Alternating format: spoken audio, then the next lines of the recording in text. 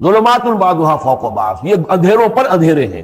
اذا اخرج یدہ لم یکد یراہا، جب وہ اپنا ہاتھ نکالتا ہے تو اس کو بھی نہیں دیکھ سکتا، جسے ہم کہتے ہیں اپنے محاورے میں ہاتھ کو ہاتھ سجائی نہیں دیتا.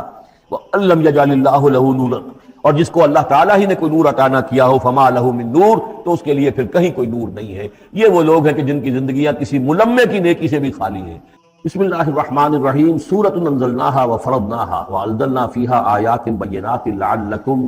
تذکرون. یہ ایک سورت ہے، یہ انداز کسی اور سورت کا نہیں ہے، اس انداز میں اس کا آغاز. اور سورۃ نکرہ کو اگر تفخیم کے لیے مانا جائے تو یہ ایک عظیم سورت ہے جو ہم نے نازل کی ہے، اور ہم نے اس کو لازم کیا ہے تم پر، فرض کیا ہے تم پر. وانزلنا فیہا آیات بینات، اس میں ہم نے اتنی بڑی روشن آیات نازل کی ہیں، لعلکم تذکرون، تاکہ تم یاد رکھو، تاکہ تم نصیحت اخذ کرو. اس سورہ مبارکہ کا جوڑا جو ہے وہ آپ کو 8 مکی صورتوں کے بعد پھر جا کر ملے گا، اور وہ ہے سورہ احزاب. ان دونوں میں بڑی گہری مناسبت ہے، اور تقریباً حجم بھی برابر ہے، دونوں 9 رکوعوں پر مشتمل ہیں. اگرچہ اس کی آیات جو ہیں یہ چونکہ بعد میں نازل ہوئی ہے تو 9 رکوع 64 آیات میں ہے، وہاں 9 رکوع 73 آیات میں ہے، وہ پہلے نازل ہوئی، وہ سن 5 میں نازل ہوئی، یہ سن 6 میں نازل ہوئی. لیکن دونوں میں آیت نمبر 35 سورہ احزاب کی بھی سورہ نور کی بھی نہایت اہم ہے، ایمان کی حقیقت اور اسلام کی کیفیات کے بارے میں. الزانیۃ والزانی فاجلدوا من کل واحد منہما 100 جلدہ. زنا کرنے والی عورت ہو، خواہ زنا کرنے والا مرد ہو، ہر ایک کو ان میں سے 100 کوڑے مارے جائیں. ولا تاخذکم بہما رأفۃ فی دین اللہ، اور تمہیں اللہ کے اس دین کے معاملے میں نہ روک دے کوئی شے ان کے اوپر مہربانی کے راستے سے، نہ تمہیں روک لے، پکڑ لے. لا تاخذکم بہما، ان کے ساتھ نرمی اور ان کے ساتھ شفقت، فی دین اللہ، اللہ کے دین میں. یہ اللہ کا دین ہے، اللہ کی شریعت ہے، یہ اللہ کی حد ہے، اور اس حد کے اجرا میں کسی کی ہمدردی، کسی کے ساتھ تمہارا تعلق، تمہاری دل کی نرمی، تمہاری شفقت یہ کہیں آڑے نہ آ جائے. ان کنتم تؤمنون باللہ والیوم الآخر، اگر تم ایمان رکھتے ہو اللہ پر اور یوم آخر پر. یہ جو حد ہے یہ ہے اصل میں زانی زانیہ جو غیر شادی شدہ ہو اس کے لیے 100 کوڑے ہیں. یہ حد ہے جو قرآن میں آئی ہے. زانی اور زانیہ اگر شادی شدہ ہے تو اس کی حد قرآن میں نہیں ہے، لیکن وہ سنت رسول صلی اللہ علیہ وسلم سے ثابت ہے. اور شریعت اسلامی کا چونکہ جو اس کی سورسز ہیں، اس کی ایک بنیاد ہے اللہ کی کتاب، اور دوسری بنیاد جو انڈیپینڈنٹلی قرآن مجید سے آزاد ہو کر ایک مستقل بنیاد ہے، مستقل سورس ہے، وہ رسول ہے صلی اللہ علیہ وسلم. تو رجم کا جو حکم ہے وہ سنت سے ہے. اور جیسا کہ میں آپ کو بتا چکا ہوں اصل میں یہ اس قاعدہ کلیہ کے تحت ہے کہ سابقہ شریعت میں، شریعت موسوی میں بعض احکام وہ تھے کہ جن کی نفی نہیں آئی ہے، انہیں جو کہ نبی اکرم صلی اللہ علیہ وسلم نے اس امت کے اندر بھی جاری رکھا ہے. ان میں سے یہ 2 حکم جو ہے بہت اہم ہیں. ایک قتل مرتد کا حکم ہے، اور دوسرے زانی اور زانیہ جو شادی شدہ ہو اس کے سنسار کیے جانے کا حکم ہے. وَلْيَشْهَدْ عَذَابَهُمَا طَائِفَةٌ مِّنَ الْمُؤْمِنِينَ، اور چاہیے کہ جب انہیں یہ حد جاری کی جا رہی ہو، سزا دی جا رہی ہو، تو اس وقت موجود رہیں اور دیکھیں کچھ لوگ اہل ایمان میں سے، یعنی یہ پبلک میں ہو. اس لیے کہ اصل میں جو فلسفہ ہے اسلام میں جو سزاؤں کا اور تعزیرات کا، حدود کا، وہ ڈیٹرنٹ کا ہے کہ ایسی سزا ہو کہ جس سے بہت سو کو عبرت ہو جائے. اگر آپ نے علیحدہ جا کر کہیں کمرے کے اندر کسی کو پھانسی دے دی تو ٹھیک ہے، لوگوں کو پتہ چلا کہ مر گیا، ویسے بھی مر جاتے ہیں لوگ، حادثے میں مر جاتے ہیں، فوت ہو جاتے ہیں. لیکن یہ ہے کہ اگر سر عام ڈال پر لٹکایا گیا ہو تو اب کتنے لوگوں کو، دیکھنے والوں کو عبرت ہوگی اور ہوش ٹھکانے آ جائیں گے.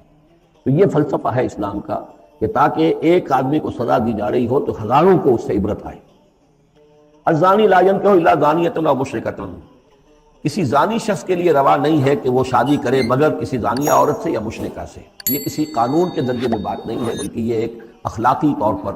گویا کہ تعلیم دی جا رہی ہے کہ زانی لوگ تو اسی کے، یعنی ان کا حال تو ایسا ہے کہ انہیں تو مستحق اگر ہیں تو شادی کے کسی زانیہ سے یا مشرکہ سے. وَالزَّانِيَةُ لَا يَنكِحُهَا، اور زانی عورت ہو تو وہ بھی اس لائق نہیں ہے کہ اس سے کوئی نکاح کرے مگر صرف بدکار مرد یا مشرک. وَحُرِّمَ ذَلِكَ عَلَى الْمُؤْمِنِينَ، اور یہ دونوں جو ہیں زانی مرد اور زانی عورتیں یہ تو حرام کر دی گئی ہیں مومنین کے حق میں، اللہ یہ کہ کوئی توبہ کرے، جو بھی ہے معاملہ وہ علیحدہ ہے اس سے. وَالَّذِينَ يَرْمُونَ الْمُحْصَنَاتِ ثُمَّ لَمْ يَأْتُوا بِأَرْبَعَةِ شُهَدَاءَ، اور جو لوگ جو خاندانی عورتیں ہوں،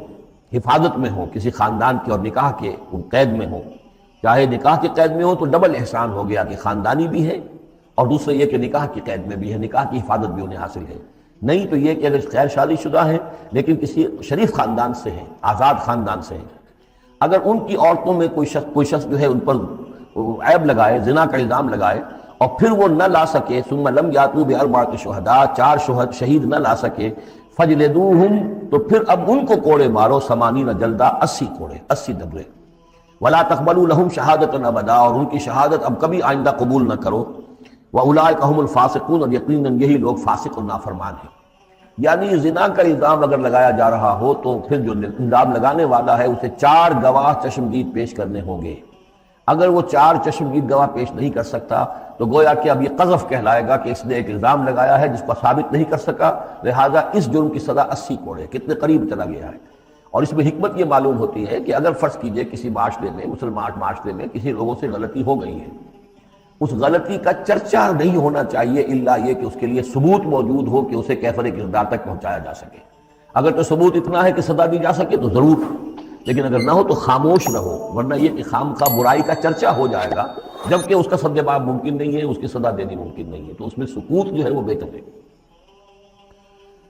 الا الذین تابوا، سوائے ان کے کہ جو توبہ کر لیں من بعد ذلک، اس کے بعد واصلحوا، اصلاح کر لیں، یعنی یہ کہ کبھی کسی زمانے میں ان سے یہ غلطی ہو گئی تھی، انہوں نے کوئی تہمت لگائی تھی زنا کی اور 4 گواہ پیش نہیں کر سکے، طویل عرصے تک جو ہے ان کی گواہی پھر کسی بھی اسلامی عدالت میں قبول نہیں کی گئی، لیکن بعد میں ان کی روش ایسی رہی ہے، رویہ ایسا رہا ہے، انہوں نے اصلاح کر لی ہے، توبہ کر لی ہے، اب وہ قابل اعتماد ہیں، تو یہ جو معاملہ ہے اس پر سے ختم ہو جائے گا، ان کی گواہی بعد میں قبول کی جا سکے گی۔ فإن اللہ غفور رحیم، تو اللہ غفور رحیم ہے۔ والذین یرمون ازواجہم ولم یکن لہم شہداء الا انفسہم، اب ایک خاص معاملہ آ رہا ہے کہ کسی شوہر نے اپنی بیوی کو دیکھا ہو زنا کرتے ہوئے، وہ الزام لگائے کہ میں نے دیکھا ہے اپنی بیوی کو زنا کرتے ہوئے، درحال ہے کہ اس کے پاس 3 اور گواہ نہیں ہیں، لیکن چونکہ یہ معاملہ ہے شوہر اور بیوی کا، اگر کسی اور عورت کا ہوتا تو اس کے اوپر 80 درے لگتے اس کو، کہ اس نے الزام لگایا ہے، چاہے چشمدید ہے، چاہے اس نے دیکھا ہے، لیکن 3 گناہ اور نہیں لا سکا، 3 گواہ نہیں لا سکا ہے تو درے لگیں گے 80۔ لیکن معاملہ کیونکہ بیوی کا ہے، اس کے لیے خاص قانون ہے، اس کو لعان کہتے ہیں۔ وہ یہ ہے کہ والذین یرمون ازواجہم، جو الزام لگائیں زنا کا اپنی بیویوں پر، ثم ولم یکن لہم شہداء، اور ان کے پاس گواہ موجود نہ ہو، الا انفسہم، سوائے ان کی اپنی جانوں کے، انہوں نے خود دیکھا ہے، فشہادۃ احدہم 4 شہادات باللہ، تو یہ ایک شخص کی گواہی بھی 4 گواہیاں شمار کی جائیں گی، جبکہ وہ قسم کھائے اللہ کی، انہ لمن الصادقین، کہ وہ سچا ہے، حلفیہ بیان کرے۔ والخامسۃ، اور 5ویں بات یہ کہ وہ یہ کہے کہ ان لعنت اللہ علیہ ان کان من الکاذبین، کہ اگر میں جھوٹا ہوں تو مجھ پر اللہ کی لعنت۔ 4 مرتبہ قسم کھا کر گواہی دینا گویا کہ وہ 4 گواہوں کی گواہی کے قائم مقام ہو جائے گا، جبکہ پھر وہ یہ بھی کہے کہ اگر میں جھوٹا ہوں تو اللہ کی لعنت مجھ پر ہو، لعنت اللہ علی الکاذبین ان کان من الکاذبین۔ وَيَدْرَؤُ عَنْهَا الْعَذَابَ، اب عورت کیا کرے گی جس کے اوپر اس کی بیوی جو ہے اس پر جو الزام لگایا گیا ہے، اگر وہ اس پر سے عذاب ٹل جائے گا، ٹل جائے گی سزا اور یہ حد عورت سے، ان تشہد 4 شہادات باللہ، کہ وہ بھی قسم 4 مرتبہ کھائے اللہ کی، انہ لمن الکاذبین، کہ یہ میرا شوہر جو مجھ پر الزام لگا رہا ہے جھوٹا ہے۔ والخامسۃ، اور 5ویں بات وہ یہ کہے ان غضب اللہ علیہا ان کان من الصادقین، کہ اگر میرا یہ شوہر اس الزام میں سچا ہے تو مجھ پر اللہ کا غضب آئے۔ اس انداز میں پھر یہ کہ عورت کے اوپر پھر حد جاری نہیں ہوگی، اور اگر شوہر کے 4 قسمیں کھا کر الزام لگانے اور پھر یہ کہ اللہ تعالیٰ کی لعنت اپنے اوپر طلب کرنے اگر جھوٹا ہو، اس کے بعد اگر بیوی خاموش رہتی ہے، وہ جوابی طور پر قسم نہیں کھاتی 4، اور نہ یہ کہتی ہے کہ اگر یہ سچا ہو تو مجھ پر اللہ کا غضب ہو، تو پھر اس پر حد جاری ہو جائے گی۔ لیکن اگر وہ بھی قسم کھا لے 4 قسمیں، اور یہ کہ ساتھ ہی یہ بھی کہے کہ اگر یہ سچا ہو اور واقعی اس کا الزام درست ہو مجھ پر، تو مجھ پر اللہ کا غضب نازل ہو جائے، تو پھر یہ کہ عذاب ٹل جائے گا، دنیا کی سزا اسے نہیں ملے گی۔ وَلَوْلَا فَضْلُ اللَّهِ عَلَيْكُمْ وَرَحْمَتُهُ، اور اگر اللہ کا فضل اور اس کی رحمت تمہارے شامل حال نہ ہوتی، وَأَنَّ اللَّهَ تَوَّابٌ رَحِيمٌ، تو گویا کہ یہاں پہ محذوف ہے کہ اگر اللہ کا فضل اور اس کی رحمت شامل حال نہ ہوتی تو تم بہت غلط راستے پر پڑ جاتے، تم کوئی بہت بڑا قدم اٹھا دیتے۔ وہ جو بھی واقعہ اب آگے آ رہا ہے یہ اس کے لیے تمہید ہے۔ وَأَنَّ اللَّهَ تَوَّابٌ حَكِيمٌ، یقیناً اللہ تعالیٰ بہت توبہ کا قبول فرمانے والا اور حکمت والا ہے۔ إِنَّ الَّذِينَ جَاءُوا بِالْإِفْكِ عُصْبَةٌ مِّنكُمْ، جن لوگوں نے یہ طوفان اٹھایا ہے، جن لوگوں نے تہمت تراشی ہے حضرت عائشہ صدیقہ رضی اللہ تعالی عنہا پر، یہ تمہارے ہی ایک گروہ ہے، تم ہی میں سے ہیں۔ لا تحسبوه شرا لکم، اسے تم اپنے لیے برا نہ سمجھو، بل ہوا خیر لکم، بلکہ یہ بھی تمہارے لیے خیر ہے۔ اس کے ذریعے سے اللہ تعالیٰ تمہارے سامنے اب اس زمن میں ہدایات دے گا، قوانین بتا دے گا، شریعت کے جو احکام ہیں وہ نازل ہو رہے ہیں، اس کے لیے گویا کہ یہ واقعہ جو ہے ایک تقریب بن گیا، ایک ذریعہ بن گیا۔ واقعہ اچھی طرح نوٹ کر دیجئے کہ غزوہ بنی مستلق میں حضور سن 6 کا ہے یہ واقعہ، ہجری کا، تشریف لے گئے تھے۔ جب وہاں سے واپس آ رہے تھے تو جہاں رات کو ایک جگہ پر قیام تھا، اور حضرت عائشہ صدیقہ جو ہے ایک ہودج میں علیحدہ ہوتی تھی، جیسے جس کو کہ اٹھا کر جو لوگ آتے تھے حمال کو اٹھا کر اسے اونٹ پر رکھ دیتے تھے، اور جہاں پر پڑا ہوا وہ ہودج اونٹ پر سے اتار کر نیچے رکھ دیا۔ تو رات کو کہیں قضائے حاجت کے لیے نکلی، پیشاب وغیرہ کی حاجت ہوئی، وہ کہیں گئی، وہاں کچھ دیر لگ گئی، اور دیکھا واپس آ کر تو کہیں ہار اپنا گر گیا تھا۔ اس ہار کو دیکھنے کے لیے واپس گئیں۔ اتنی دیر میں وہ حمال آئے، اور حضرت عائشہ بہت دبلی پتلی تھی، انہیں اندازہ نہیں ہوا کہ اس ہودج میں اس وقت ام المومنین موجود نہیں ہے۔ انہوں نے اٹھایا، اور وہ کوچ کا وقت ہو گیا تھا، اونٹ کے اوپر رکھا اور قافلہ چل گیا۔ اب یہ آئیں واپس، اب دیکھا کہ وہ تو قافلہ جا چکا، ہکا بکا کیا کریں، تنہا ہے، رات کا وقت ہے۔ اس وقت انہوں نے بڑی عقل مندی سے کام لیا کہ اب اگر میں قافلے کے پیچھے دوڑی چلی تو پتہ نہیں میں کسی غلط راستے پر مڑ جاؤں، اور پھر وہ تلاش بھی نہیں کر سکیں گے مجھے، تو بہتر یہ کہ میں یہیں پر بیٹھی رہوں، تاکہ انہیں جب بھی خیال ہوگا کہ اس ہودج کے اندر جو ہے ام المومنین عائشہ صدیقہ موجود نہیں ہے تو وہ تلاش میں پھر یہیں آئیں گے۔ تو وہاں بیٹھی ہوئی تھی، رات کا وقت تھا، نیند آ گئی، سو گئی، اس سے آپ کا چہرہ بھی کھل گیا۔ تو ایک صاحب تھے صحابہ میں سے صفوان ابن معطل، ان کی ڈیوٹی یہ ہوتی تھی کہ وہ لشکر کے پیچھے پیچھے چلتے تھے۔ لشکر چل رہا ہے تو ذرا فاصلے سے کہ کہیں کوئی گری پڑی چیز رہ گئی ہو، کہیں کوئی بیمار ہو، وہ چل نہ پایا ہو لشکر کے ساتھ اور رہ گیا ہو پیچھے، تو پیچھے وہ دیکھ بھال کرتے ہوئے تھے۔ انہیں دور سے نظر آیا کہ یہاں کوئی ہے پڑی ہوئی ہے، گٹھڑی سی پڑی ہے کوئی، تو جا کر دیکھا، حضرت عائشہ کو پہچان لیا، اور وہ کہتے ہیں کہ میں نے اس لیے پہچان لیا کہ حجاب کی آیت کے نازل ہونے سے پہلے میں نے انہیں دیکھا تھا۔ حجاب کی آیت نازل ہوئی ہے سورہ احزاب میں، سورہ احزاب 1 سال پہلے نازل ہو چکی ہے، تو جب تک حجاب کی آیت نہیں آئی تھی، ظاہر بات ہے کہ وہاں پردہ نہیں تھا، کوئی نقاب نہیں اوڑھتی تھی خواتین، اور نہ امہات المومنین، لہذا پہچانتے تھے۔ تو وہ چونکہ چہرہ کھلا ہوا تھا ام المومنین کا، تو انہوں نے کہا انا للہ و انا الیہ راجعون، یہ الفاظ جو کہے تو حضرت عائشہ کی آنکھ کھل گئی، اور وہ پھر اٹھ کر بیٹھی، انہوں نے اپنا کپڑا درست کیا، لیکن پھر انہوں نے یہ کیا صفوان ابن معطل نے کہ اپنا اونٹ بٹھا دیا، خاموشی کے ساتھ حضرت عائشہ اس پر سوار ہو گئیں، اور وہ آگے اس کی وہ نکیل پکڑ کر وہ چلتے گئے اور قافلے میں پہنچ گئے۔ وہاں عبداللہ ابن ابی نے شور مچا دیا کہ خدا کی قسم تمہارے نبی کی یہ بیوی جو بچ کر نہیں آئی ہے، مطلب یہ کہ یہ تو اب یہ معاملہ جو رہا ہے، تنہائی رہی ہے، علیحدہ رہے ہیں، تو گویا کہ زنا کا معاملہ ہو گیا ہے۔ یہ اس کی جو بھی اس کی گندی سوچ تھی، ظاہر بات ہے کہ مکھی تو گندگی پر بیٹھتی ہے، اس کو تلاش رہتی ہے گندگی کی، اس کے لیے تو یہ ایک موقع مل گیا اسکینڈل اٹھانے کا۔ یہ اسکینڈل بڑھتے بڑھتے ایک طوفان بن گیا، اور اس میں بعض جو ہے بہت ہی مخلص لوگ بھی، حضرت حسان ابن ثابت رضی اللہ تعالیٰ عنہ جو دربار نبوی کے گویا کہ سرکاری شاعر تھے، ان کا بھی معاملہ اس کے اندر ایسا ہو گیا کہ وہ بھی ملوث ہو گئے۔ تو یہ ہے واقعہ افک کا۔ لیکن اس کے بعد قرآن مجید میں پھر یہ آیات نازل ہوئیں، اللہ تعالیٰ نے برات کر دی، اور پھر یہ کہ ان کی پاک دامنی اور پاک بازی جو ہے وہ ثابت ہو گئی، اور اس کے بعد یہ معاملہ رفع دفع ہو گیا۔ ان الذين جاءوا بالافك عصبة منكم لا تحسبوه شرا لكم بل هو خير لكم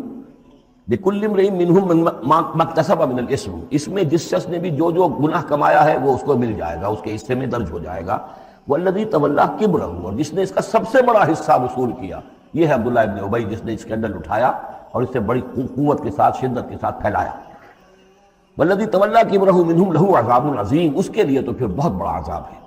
لولا اذ سمعتموہ، مسلمانوں تمہیں کیا ہو گیا، کیوں نہ ایسا ہوا کہ جب تم نے یہ سنا تھا، ظن المؤمنون والمؤمنات بانفسہم خیرا، تو مومن مرد اور مومن عورتیں اپنے بارے میں اچھا گمان کرتی، یعنی یہ کہ حضرت عائشہ کے بارے میں ان کے بارے یہ گمان ہونا چاہیے تھا، انہیں فوراً کہہ دینا چاہیے تھا، وقالوا ھذا افک مبین، اور وہ کہتے فوراً کہ یہ تو کوئی بہت بڑی تہمت ہے۔ لولا جاؤ علیہ باربعۃ شہداء، کیوں نہیں وہ لے کر آئے 4 گواہ، اگر تو ان کے پاس گواہ تھے یہ بات کہنے کے لیے تب تو زبان کھولنی چاہیے تھی، اگر 4 گواہ نہیں تھے تو انہیں زبان بند رکھنی چاہیے تھی۔ فَإِذْ لَمْ تَأْتُوا بِالشُّهَدَاءِ، اس لیے کہ یہ 4 گواہوں والی آیت جو ہے یہ سورہ نساء میں اتر چکی تھی، سورہ نساء سن 4 میں آ چکی ہے، وہ ابتدائی احکام جو تھے کہ 4 گواہ ہونے چاہیے اس معاملے کے اندر، یہ آیت سورہ نساء میں آ چکی ہے۔ تو فرمایا کہ یہ کیوں نہیں 4 گواہ لے کر آئے، فَإِذْ لَمْ تَأْتُوا بِالشُّهَدَاءِ، اگر وہ 4 گواہ نہیں لا سکے، فَأُولَٰئِکَ عِندَ اللَّهِ هُمُ الْكَاذِبُونَ، تو یقیناً اللہ کے نزدیک اور قانون اسلامی کے نزدیک پھر وہی جھوٹے ہیں۔ وَلَوْلَا فَضْلُ اللَّهِ عَلَيْكُمْ وَرَحْمَتُهُ، اور اگر نہ ہوتا اللہ کا فضل، اس کی رحمت تمہارے شامل حال فی الدنیا والآخرہ، دنیا میں اور آخرت میں بھی، لَمَسَّكُمْ فِيمَا أَفَضْتُمْ، تو تم پر پڑتی اس چیز پر کہ جس کا چرچا تم نے کیا ہے، عذاب عظیم، بہت بڑا عذاب۔ اس تلقونہ بألسنتکم، یہ اصل میں انسانوں کی ایک عام کمزوری ہوتی ہے، اس طرح کی بات جو ہے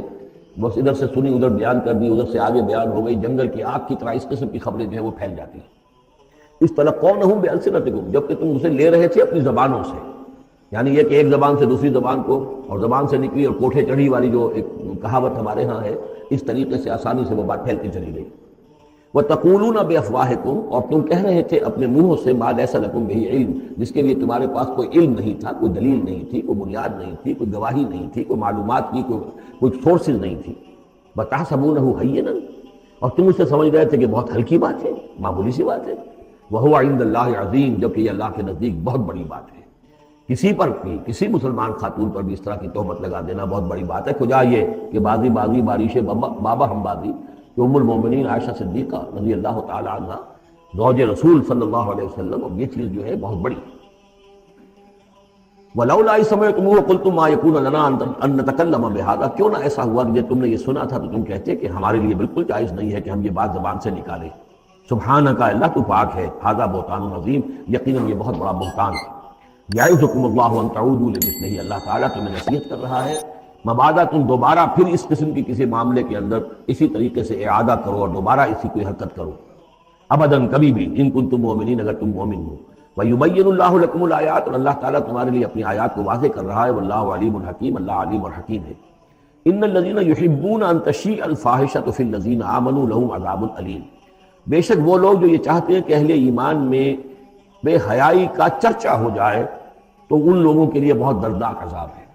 ایک تو یہ کہ بے حیائی پھیل جائے، تشیع الفاحشہ شائع ہو جائے، بے حیائی عام ہو جائے، جو لوگ اس کے لیے، اب ظاہر بات ہے کہ آج کل تو کاروبار کے لیے، اپنے اخبار بیچنے کے لیے، اس کی جو ہے اشاعت بڑھانے کے لیے نئی سے نئی قسم کی رنگین تصویریں شائع کی جا رہی ہیں، یہ سارا کچھ ہو رہا ہے۔ کسی شے کا اشتہار دینا ہو، عورت کی تصویر ساتھ ہوگی، یہ سارا کچھ جو ہو رہا ہے، تو یہ لوگ کون ہیں کہ جو اس بے حیائی کو، بے پردگی کو یہ در حقیقت اس معاشرے میں پھیلا رہے ہیں؟ تو وہ لوگ کہ جو چاہتے ہیں کہ معاشرے کے اندر بے حیائی پھیلے،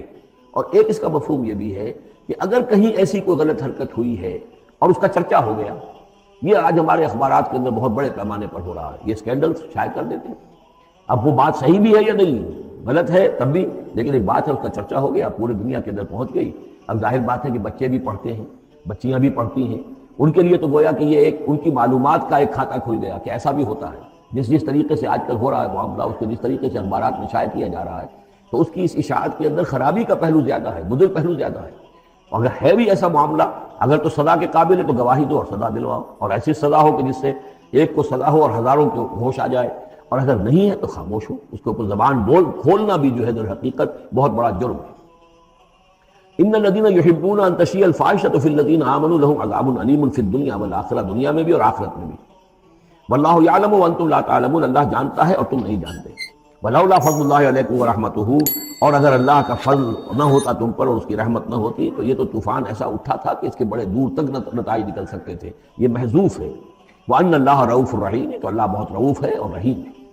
یا ایھا الذین آمنوا لا تتبعوا خطوات الشیطان، اہل ایمان شیطان کے نقش قدم کی پیروی نہ کرو۔ ومن یتبع خطوات الشیطان، جو کوئی بھی شیطان کے نقوش پا کی پیروی کرے گا، فإنہ یأمر بالفحشاء والمنکر، تو شیطان تو اسے حکم دے گا، وہ تو حکم دیتا ہے بے حیائی کا اور منکر کا، بری بات کا۔ ولولا فضل اللہ علیکم ورحمتہ، اور اگر نہ ہوتا اللہ کا فضل اور اس کی رحمت تمہاری شامل حال، ما زکا منکم من احد ابدا، تم میں سے کوئی ایک انسان بھی کبھی پاک نہ ہو سکتا۔ اللہ تعالیٰ کا فضل ہے، اللہ کی رحمت ہے، ایک شخص سے غلطی ہو جاتی ہے، اللہ پردہ پڑا رہنے دیتا ہے تو اس کے اندر اصلاح کا مادہ پیدا ہو جاتا ہے۔ ایک دفعہ آدمی ننگا ہو جائے تو پھر ڈھیٹ ہو جاتا ہے۔ اس سے یہ کہ اللہ تعالیٰ جو ہے ان چیزوں کے اندر اس کی بڑی حکمت ہے کہ اگر کوئی غلطی ہو گئی ہے فوراً نہیں پکڑتا، وہ اس کو مہلت دیتا ہے، اصلاح کرے۔ ولولا فضل اللہ علیکم ورحمتہ، اگر نہ ہوتا اللہ کا فضل تم پر اور اس کی رحمت، ما زکا منکم من احد ابدا، تم میں سے کوئی بھی کبھی نیک اور پارسا نہ بن سکتا اور پاک نہ ہو سکتا۔ ولکن اللہ یزکی من یشاء، بلکہ یہ تو اللہ تعالیٰ ہی پاک کرتا ہے جس کو چاہتا ہے۔ واللہ سمیع علیم، اللہ سمیع علیم ہے۔ ولا یأتل اولو الفضل منکم والسعة ان یؤتوا اولی القربى والمساکین والمہاجرین فی سبیل اللہ۔ اس آیت کی بھی شان نزول ہے کہ حضرت ابو بکر صدیق رضی اللہ تعالیٰ عنہ کے ایک یا تو بھانجے تھے یا خالہ زاد بھائی تھے، حضرت مصطح۔ یہ حضرت مصطح جو غریب آدمی تھے، اور حضرت ابو بکر ان کی مدد کیا کرتے تھے، پیسے سے، مال سے ان کی ضرورت جو ہے پوری کرتے تھے۔ لیکن یہ مصطح بھی اس میں شریک ہو گئے۔ حضرت عائشہ صدیقہ رضی اللہ تعالیٰ عنہ پر جو تہمت کا معاملہ چلا، تو حضرت ابو بکر کو جب معلوم ہوا کہ مصطح بھی اس معاملے کے اندر شریک ہے، تو پھر غصے میں آ کے ان کا قسم کھا لی کہ میں اب اس کے ساتھ کبھی کوئی بھلائی نہیں کروں گا، اس نے اتنی بڑی غلطی کی ہے، اور اس معاملے کے اندر میری بیٹی کا معاملہ ہے، اور اس میں اس کو یہ خیال نہیں آیا کہ میں اس کے ساتھ کتنا کچھ احسان کرتا ہوں، اور اس نے اس کے اندر جو ہے وہ خود بھی شریک ہو گیا۔ اس پر اللہ تعالیٰ کی طرف سے گرفت آ رہی ہے کہ نہیں ابو بکر یہ ٹھیک نہیں ہے، جو بھی اس سے غلطی ہوئی، لیکن تم جو نیک کام کر رہے تھے اس کا کیوں قسم کھاتے ہو کہ اس کے اندر تم مدد نہیں کرو گے؟ وَلَا يَعْتَلِ أُولُو الْفَضْلِ مِنْكُمْ، اور نہ قسم کھائیں جو فضل والے ہیں، درجے والے ہیں تم میں سے، جن میں اللہ نے فضیلت دی ہے، نیکی میں بھی، ایمان میں بھی فضیلت دی ہے، دولت میں بھی فضیلت دی ہے، وسعت، اور جنہیں کشادگی دی ہے، مال کی کشادگی دی ہے، ان یؤتوا اولی القربیٰ، کہ وہ کوئی صلہ رحمی کریں اپنے قرابت داروں کے ساتھ، کچھ دیں مال اور صدقہ و خیرات دیں اپنے قرابت داروں کو، والمساکین والمہاجرین، اور محتاجوں کو اور وطن چھوڑنے والے مہاجرین کو، فی سبیل اللہ، اللہ کی راہ میں، تو یہ قسم نہ کھائیں۔ ولیعفوا ولیصفحوا، انہیں چاہیے کہ معاف کر دیں اور درگزر سے کام لیں۔ الا تحبون ان یغفر اللہ لکم، کیا تم یہ نہیں چاہتے کہ اللہ تمہیں معاف کرے؟ یعنی اے ابو بکر اگر تم یہ چاہتے ہو، تم سے بھی تو کوئی خطا آخر ہو جاتی ہے، اللہ معاف فرماتا ہے، کیا تم نہیں چاہتے کہ اللہ تمہاری خطاؤں سے درگزر کرے؟ الا تحبون ان یغفر اللہ لکم، کیا تم نہیں پسند کرتے اس کو کہ اللہ تمہیں معاف کرے؟ اس پر اس آیت کو سنتے ہی حضرت ابو بکر صدیق کے الفاظ بھی نقل کیے گئے، بلا یا ربنا انا نحب، کیوں نہیں پروردگار، ہم ضرور چاہتے ہیں کہ تو ہمیں معاف فرما دے۔ انہوں نے اپنی قسم کا کفارہ دیا، اور اس کے بعد جو بھی وہ کرتے تھے ان کے ساتھ بھلائی اور نیکی، اس سلسلے کو جاری کر دیا۔ واللہ غفور رحیم، اور اللہ تعالیٰ غفور ہے اور رحیم ہے۔ ان الذین یرمون المحصنات الغافلات المؤمنات، یقیناً وہ لوگ کہ جو تہمت لگاتے ہیں ان پاک دامن عورتوں پر کہ جو غافل ہیں، جن کو ان چیزوں کا ہوش بھی نہیں ہے، جن کا گمان بھی ادھر نہیں گیا، المؤمنات اہل ایمان میں سے، لعنوا فی الدنیا، ایسی معصوم اور پاک دامن عورتوں پر جو تہمت لگانے والے ہیں، ان پر پھٹکار ہے دنیا میں بھی اور آخرت میں بھی، ولہم عذاب عظیم، اور ان کے لیے بہت بڑا عذاب ہے۔ یوم تشہد علیہم السنتہم وایدیہم، جس دن کے ان کے خلاف گواہی دیں گے، تشہد علیہم، علی کو نوٹ کر لیجئے، جس دن کے ان کے خلاف گواہی دیں گے، السنتہم، ان کی اپنی زبانیں گواہی دیں گی، وایدیہم، ان کے اپنے ہاتھ گواہی دیں گے، وارجلہم، اور ان کے پاؤں گواہی دیں گے، بما کانوا یعملون، اب جو کچھ عمل وہ کر رہے تھے۔ یہ ہاتھ ہمارے پاس اللہ کی امانت ہے، میں اس سے غلط کام کر رہا ہوں تو یہ انڈر پروٹیسٹ میرا حکم تو مان رہا ہے، اس لیے کہ اللہ تعالیٰ نے مجھے میرے حوالے سے کیا ہوا ہے، لیکن اس کے اندر پروٹیسٹ ہے، قیامت کے دن یہی میرے خلاف مقدمہ کرے گا، پروردگار تو نے مجھے اس کے حوالے کیا تھا اور یہ مجھ سے میرے ذریعے سے غلط کام کرتا رہا۔ یہ پاؤں جو ہیں ہمارے خلاف گواہی دیں گے کہ پروردگار ہم اس کے تابع تھے، اس کے حکم کے مطابق چل رہے تھے، یہ بدبخت ہمیں چوری کرنے کے لیے جاتا تھا تو اس کے لیے استعمال کرتا تھا، یا کوئی اور برا کام کرنے کے لیے ہمارے پیروں ہمیں استعمال کرتا تھا۔ یومئذ یوفیہم اللہ دینہم الحق، اس دن اللہ تعالیٰ ان کا پورا بدلہ ان کو دے دے گا۔ یہ دین کے لفظ کو یہاں نوٹ کیجئے، دین بدلے کو کہتے ہیں، دین مالک یوم الدین، جزا و سزا کے دن کا مالک، بدلے کا دن۔ وَيَعْلَمُونَ أَنَّ اللَّهَ هُوَ الْحَقُّ الْمُبِينُ، اور وہ جان لیں گے کہ اللہ تعالیٰ ہی ہے الحق، سچا اور ہر بات کو کھول کر بیان کر دینے والا۔ الخبیثات للخبیثین والخبیثون للخبیثات، ناپاک عورتیں ناپاک مردوں کے لیے ہیں، اور ناپاک مرد ناپاک عورتوں کے لیے ہیں، اور طیبات والطیبات للطیبین والطیبون للطیبات، اور ستھرے اور پاک باز جو خواتین ہیں وہ پاک باز مردوں کے لیے ہیں، اور پاک باز جو مرد ہیں وہ پاک دامن خواتین کے لیے ہیں۔ اولئک مبرؤون مما یقولون، یہ لوگ بری ہیں ان چیزوں سے کہ جو لوگ کہتے ہیں۔ لہم مغفرۃ ورزق کریم، ان کے لیے مغفرت ہے اور رزق کریم ہے۔ یہ دونوں آیات جو ہیں در حقیقت اخلاقی تعلیم کی نوعیت کی ہیں، کہ اتنی اخلاقی حس معاشرے کے اندر رہے کہ جو جس کے ساتھ کوئی بدنامی کا معاملہ ہو جائے پھر وہ خود محسوس کرے کہ میں آئسولیٹ ہو کر رہ گیا ہوں یا رہ گئی ہوں اس معاشرے کے اندر، یہ معاشرے کے اندر یہ عام روش پیدا ہو جائے۔ جیسے کہ پہلے آیا تھا وہ، اس کے اندر بھی یہی بات تھی کہ زانی نکاح نہ کرے مگر کسی زانیہ سے یا کسی مشرکہ سے، وہ اس لائق نہیں ہے کہ اس کے نکاح میں کوئی مسلمان خاتون آئے پاک دامن اور عفت والی۔ اس طرح زانیہ جو ہے اس سے کوئی نکاح نہ کرے سوائے مشرک کے، یہ قانونی چیزیں نہیں ہیں، جیسا کہ میں نے عرض کیا، یہ اخلاقی، تاکہ ایک نفرت پیدا ہو زنا سے، بدکاری سے۔ اسی طریقے سے معاشرے کے اندر ایک عام فضا، ایک حس ایسی پیدا ہو جائے کہ جس میں جو لوگ بھی ایسی گراوٹوں میں مبتلا ہوں وہ خود اپنی آنکھوں میں ذلیل ہو کر رہ جائیں۔ یا ایھا الذین آمنوا لا تدخلوا بیوتا غیر بیوتکم حتی تستأنسوا، اب اس حوالے سے بہت سے جو احکام آ رہے ہیں، یہ سورہ نور اور سورہ احزاب ان دونوں میں معاشرتی احکامات ہیں۔ معاشرتی احکامات میں خاص طور پر وہ جو ایک آیت آئی ہے سورہ بنی اسرائیل میں، وَلَا تَقْرَبُوا الزِّنَا إِنَّهُ كَانَ فَاحِشَةً وَسَاءَ سَبِيلًا، اس زنا کا سد باب کرنے کے لیے اسلام کے معاشرتی نظام میں بہت دور دور تک اقدامات کیے گئے۔ قریب مت جاؤ زنا کے، یعنی زنا کو ایریڈیکیٹ کرنا معاشرے میں یہ ایک بہت بڑا آبجیکٹو ہے، اور اس کے لیے دور دور تک اقدامات، مثلا پردہ ہے، سطر ہے، لباس کے احکام دیے گئے ہیں، معاشرہ جو ہے ہمارا جو ہے وہ مکسڈ سوسائٹی نہ ہو، مخلوط معاشرہ نہ ہو، مردوں کی ذمہ داریاں علیحدہ ہیں، عورتوں کی علیحدہ ہیں، معاشرہ جو ہے سیگریگیٹڈ ہو، مردوں اور عورتوں کے درمیان اختلاط نہ ہو. یہ ساری چیزیں کس کے لیے؟ یہ اسی لیے ہے کہ یہ در حقیقت اس قدر شدید کشش ہے مرد اور عورت کے اندر کہ اللہ نے جو دو جنسیں بنائی ہیں، اور اس میں یقیناً جو سیکس کا معاملہ اتنا پوٹنٹ موٹیو ہے کہ اس کو اگر پوری طریقے سے، جیسے گھوڑا بہت منہ زور ہو تو اسے بہت باندھ کر رکھنا پڑے گا اور بڑا اس کو کنٹرول کرنے کے لیے محنت کی ضرورت ہے، اسی طریقے سے اس سیکس کو ڈسپلن کرنا اور صحیح انداز میں اس کو جو ہے ہارنس کرنا، اور اس کے لیے یہ ہے کہ غلط راستوں سے اس کو بچانا، اس کے لیے بڑے دور دور تک احکام دیے گئے ہیں. یہ پورا معاشرتی نظام اسلام کا اسی بنیاد پہ قائم ہے. اب اسی میں سے مثلاً یہ گھر کی پرائیویسی بھی ہے. ایک گھر ہے، گھر میں ایک شوہر ہے، اس کی بیوی ہے، اب آپ فوراً چلے گئے سیدھے گھر کے اندر؟ نہیں. اے اہل ایمان، مت داخل ہوا کرو گھروں میں اپنے گھروں کے سوا، حتیٰ تستانسوا، یہاں تک کہ بول چال کر لو، اجازت لے لو، وتسلموا علی اہلہا، اور اذن لینے کی اس وقت جو ہوتی تھی شکل وہ یہی کہ جا کر دروازے پر کہو السلام علیکم. معلوم ہوا کہ کوئی صاحب ہیں کہ جو آئے ہیں، ملنا چاہتے ہیں اور اندر آنا چاہتے ہیں. اب اس کے بعد یہ کہ وہ اپنی آئیڈینٹی دیں اور پھر ان کو آنے کی اجازت دی جائے. یہ نہیں کہ بے دھڑک چلے جا رہے ہیں. ذالکم خیر لکم لعلکم تذکرون، یہی تمہارے لیے بہتر ہے تاکہ تم نصیحت حاصل کرو. فإن لم تجدوا فيها أحدا فلا تدخلوها، اگر اس گھر میں کوئی نہ ہو تو پھر اس میں داخل مت ہو. حتیٰ یؤذن لکم، یہاں تک کہ تمہیں اجازت دی جائے. جو گھر کا مالک ہے وہ اگر اجازت دے کہ ہاں میرا گھر اس وقت خالی ہے تم اس میں جا سکتے ہو، ورنہ یہ کہ خالی گھر کے اندر جہاں کوئی نہیں ہے داخلے کی اجازت نہیں ہے. وَإِن قِيلَ لَكُمْ، اور اگر کہا جائے تم سے ارجعوا، چلے جاؤ، لوٹ جاؤ، اس وقت میں ملنے کے لیے تیار نہیں ہوں یا میں اپنی کسی مشغولیت میں ہوں، فارجعوا، تو لوٹ جاؤ.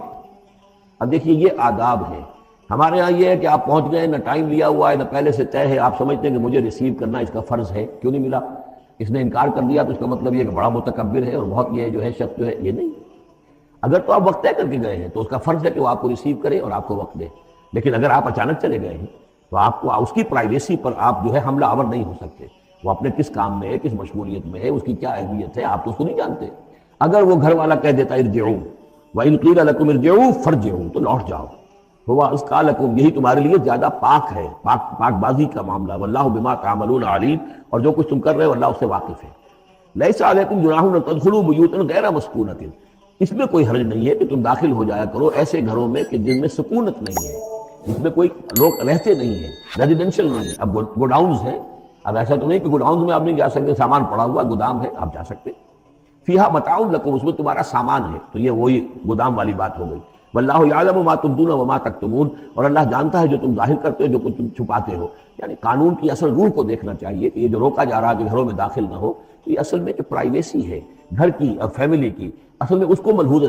خاطر رکھا جا رہا ہے. نہ یہ کہ آپ کہیں کہ صاحب اب ہم گودام میں بھی داخل نہیں ہو سکتے جب تک کہ پرمیشن جو لکھی ہوئی ہے وہ ہمیں مل نہ جائے. قل للمؤمنین یغضوا من ابصارہم، اہل ایمان سے یہ کہیے اے نبی کہ وہ اپنی نگاہوں کو ذرا نیچا رکھا کریں. ویحفظوا فروجہم، اور اپنی شرمگاہوں کی حفاظت کریں. ذالک ازکیٰ لہم، یہی ان کے لیے زیادہ پاکیزہ ہے، زیادہ بہتر ہے. ان اللہ خبیر بما یصنعون، یقیناً اللہ تعالیٰ باخبر ہے اس سے کہ جو وہ کر رہے ہیں. وقل للمؤمنات یغضضن من ابصارہن، اسی طرح مومن عورتوں سے بھی کہہ دیجئے وہ بھی اپنی نگاہیں نیچی رکھا کریں. ویحفظن فروجہن، اور وہ بھی اپنے سطر کو پوری طریقے سے محفوظ رکھیں اور اپنی شرمگاہوں کی حفاظت کریں. ولا یبدین زینتہن، اور انہیں نہیں چاہیے کہ وہ اپنی زینت اور سنگھار کو ظاہر کریں. الا ما ظہر منہا، سوائے اس کے کہ جو از خود ظاہر ہو جائے. وَلْيَضْرِبْنَ بِخُمُرِهِنَّ، اور چاہیے کہ وہ اپنے گریبانوں کے اوپر اپنی اوڑھنیوں کے بکل مار لیا کریں. بِخُمُرِهِنَّ عَلَى جُيُوبِهِنَّ، یہ خمرہن کی، خمار کہتے ہیں اوڑھنی. ایک دوسرا لفظ جو ہے وہ آئے گا سورہ احزاب میں، ان دونوں الفاظ کو علیحدہ علیحدہ رکھیے. تو یہ ہے کہ اپنے گریبانوں کے اوپر، گویا کہ یہ بھی پرانا ہمیشہ سے لباس، عورت کے لباس میں اوڑھنی بھی تھی اور عورت کے لباس میں چادر بھی تھی. چادر وہ لے کر نکلتی تھی جب گھر سے باہر جاتی تھی، اور اوڑھنی وہ رکھتی تھی جبکہ گھر کے اندر ہوتی تھی. یہی جو ہماری تہذیب کے اندر ہے، یہ عرب کی تہذیب میں پہلے بھی تھا. چہرے کا پردہ نہیں تھا عرب میں. چادر وہ لے کے جاتی تھی تو چادر اپنے اوپر ڈالتی تھی، اور مرد بھی چادر کے بغیر نہیں ہوتے تھے، نہ کوئی مرد بغیر چادر کے نہ عورت، بلکہ چادر ہی سے ایک شخص کا رتبہ معین ہوتا تھا. کسی کی چادر بڑی شاندار ہے، دوشالہ اوڑھا ہوا ہے، بہت قیمتی ہے، تو وہ بڑا آدمی ہے، وہ سردار ہے. کسی کے بیچارے کی جو ہے معمولی سی چادر ہے. اور اسی لیے اس حدیث میں آتا ہے کہ جو شخص تکبر کرتا ہے، الکبر ردائی، تکبر جو ہے وہ تو میری چادر ہے، اور یہ عرب میں یہ بڑا کسی شخص کی توہین کرنی ہوتی تھی اس کی چادر گھسیٹتے تھے، گویا کہ اس کی عزت جو ہے اس کو کھینچ لیا ہے۔ تو اللہ فرماتا ہے کہ جو تکبر کرتا ہے وہ گویا میری چادر گھسیٹ رہا ہے میرے کندھے سے، اس درجے جو ہے اللہ تعالیٰ جو ہے اس میں اپنی توہین محسوس کرتا ہے۔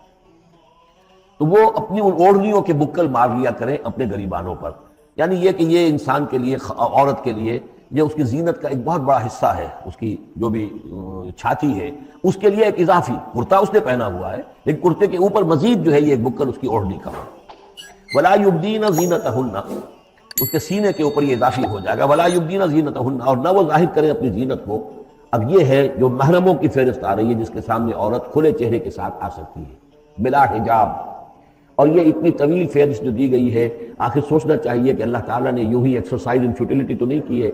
کیا فرق ہے اگر ایک عورت کے چہرے کا پردہ نہیں ہے، وہ باہر نکلتی ہے چادر لے کر، اور یہ کہ اس وہ کسی اور کے ساتھ اس کا پردہ چہرے کا نہیں ہے، تو پھر یہ پوری فہرست دینے کی ضرورت کیا ہے؟ میرے نزدیک چہرے کا پردہ اسلام کے اندر لازم ہے، اور اس چہرے کے پردے سے مستثنیٰ ہیں یہ لوگ۔ کون لوگ مستثنیٰ ہیں؟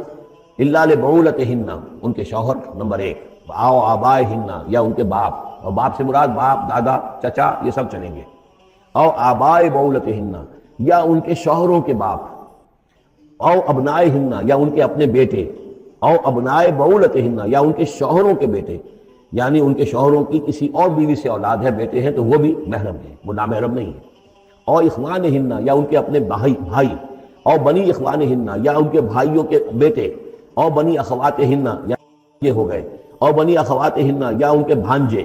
او نسائہن، یا ان کی عورتیں، اپنی عورتیں، جان پہچان کی عورتیں، عام عورتیں نہیں، نسائہن، او ما ملکت ایمانہن، یا یہ کہ جو ان کے غلام اور ان کی لونڈیاں ہیں۔ اکثر و بیشتر اہل سنت کے نزدیک یہاں مرد غلام مراد نہیں ہے بلکہ لونڈیاں مراد ہیں۔ اب تابعین غیر اولی الاربۃ، یا ایسے تابع لوگ جو کہ صرف خدمت گار ہیں، بعض اوقات ہوتا ہے خاندانی طور پر جو ہے وہ خدمت گار کرنے والے ہیں، باپ بھی کہیں ملازم تھا اسی گھر میں، اب اس کی اولاد بھی وہیں پر ہے، وہ بھی کام کر رہی ہے، بچپن سے وہیں پلے ہیں۔ ایسے لوگ ہوتے ہیں کہ جن کو واقعتاً پھر اس گھر کی خواتین سے اس طرح کا خیال کبھی نہیں آ سکتا کہ ان کے بارے میں وہ کوئی بری بات سوچیں۔ ابھی تابعین غیر اولی الاربۃ، یا وہ تابع کہ جو کہ کوئی غرض نہیں رکھتے اس قسم کے معاملات سے، من الرجال، مردوں میں سے۔ ابھی الطفل الذین لم یظہروا علی عورات النساء، یا وہ لڑکے کہ جو ابھی عورتوں کے جو مخفی معاملات ہیں ان سے واقف ہی نہیں، ابھی وہ جنسی جو بھی باتیں ہیں ان سے واقف نہیں ہیں۔ ولا یضربن، یہ اب یہ فہرست مکمل ہو گئی، یہ ہیں محرم لوگ جن کے سامنے عورت بغیر چہرے کے پردے کے آ سکتی ہے۔ باقی یہ کہ زینت جو خود بخود ظاہر ہو جائے، اب ظاہر ہے کہ آپ نے چادر بھی لی ہوئی ہے، کسی خاتون نے برقع بھی اوڑھا ہوا ہے، لیکن اب کسی کا قد ہے، ماشاءاللہ وہ قد ایسا ہے، سر قد ہے کوئی خاتون، تو وہ کہاں چھپائے گی اس قد کو؟ وہ تو ظاہر ہو جائے گا۔ جسم متناسب ہے، اب وہ جسم تو ظاہر ہو جائے گا۔ اس اعتبار سے ما ظہر منہا کو لوگوں نے لے لیا چہرے کے لیے، یہ بالکل غلط ہے۔ چہرے کا تو پردہ میرے نزدیک لازم ہے، اور یہ کہ باقی یہ کہ ان کے سامنے چہرے کے سمیت عورت آ سکتی ہے۔ باقی عورت جو ہے اپنے بیٹے کے سامنے بھی سوائے 3 اعضاء کے اور نہیں کھول سکتی، اپنے بھائی کے سامنے بھی نہیں کھول سکتی۔ چہرہ، یہ ہاتھ پونچھوں سے نیچے، اور پیر ٹخنوں سے نیچے، یہ جو 3 اعضاء ہیں یہ وہ ہیں کہ جو جس کو عورت نے یہ کھلے رکھ سکتی ہے، اپنے وہ بیٹے کے سامنے بھی، بھائی کے سامنے بھی، اور جو بھی رشتے گنائے گئے ہیں۔ لیکن یہ کہ اس سے آگے پھر جو ہے معاملہ وہ پھر شوہر کا ہے، اس سے آگے یعنی لباس کا معاملہ جو ہے جس سے کہ عورت جو ہے وہ آزاد ہوگی، وہ صرف شوہر کے لیے۔ وَلَا يَضْرِبْنَ بِأَرْجُلِهِنَّ لِيُعْلَمَ مَا يُخْفِينَ مِنْ زِينَتِهِنَّ، اور نہ یہ ایسا ہو کہ وہ اپنے پاؤں مار کر چلیں، کوئی زیور جو ہے پاؤں میں پہنا ہوا اس کی جھنکار ہو تاکہ لوگوں جو ہے ادھر متوجہ ہو جائیں۔ لِيُعْلَمَ مَا يُخْفِينَ مِنْ زِينَتِهِنَّ، تاکہ لوگوں کے علم میں آ جائے کہ کیا انہوں نے چیز چھپائی ہوئی ہے اپنی زینت میں سے، کیا زیورات پہنے ہوئے ہیں۔ وَتُوبُوا إِلَى اللَّهِ جَمِيعًا أَيُّهَا الْمُؤْمِنُونَ، اور اے اہل ایمان سب کے سب مل کر اللہ کی جناب میں توبہ کرو، لعلکم تفلحون، تاکہ تم فلاح پاؤ۔ وَأَنكِحُوا الْأَيَامَ مِنكُمْ، اور دیکھو اپنی بیواؤں کی شادیاں کر دیا کرو۔ وَالصَّالِحِينَ مِنْ عِبَادِكُمْ، یہ بھی اب ایک بہت اہم ہے بات۔ ہندوانہ ہمارا معاشرہ جو ہے وہ بیوہ کی شادی جو ہے وہ تو جائز بھی نہیں سمجھتا، یا بہت ہی یوں سمجھیے کہ اس کے نزدیک بہت ہی ناپسندیدہ بات ہے، اور ہمارے ہاں بھی یہ ہو گیا ہے۔ حالانکہ یہاں حکم ہے انکحوا الایام منکم، بیواؤں کی شادیاں کر دیا کرو۔ والصالحین من عبادکم و امائکم، اور تمہاری جو بانیاں ہوں، غلام ہوں، ان میں سے بھی جو سمجھدار ہوں، جن کے کردار کے بارے میں تمہیں اعتماد ہو، ان کی بھی شادیاں کر دیا کرو۔ ایک کی کنیز ہے، ایک کا غلام ہے، ان کی شادی ہو جائے۔ اب ظاہر بات ہے وہ کنیز جو ہے اپنے آقا کے اب اس کے ساتھ وہ تمتع نہیں کر سکے گا، اس لیے کہ اس نے اجازت دے دی ہے کہ اس کی کنیز کی شادی ہو گئی ہے کسی غلام کے ساتھ۔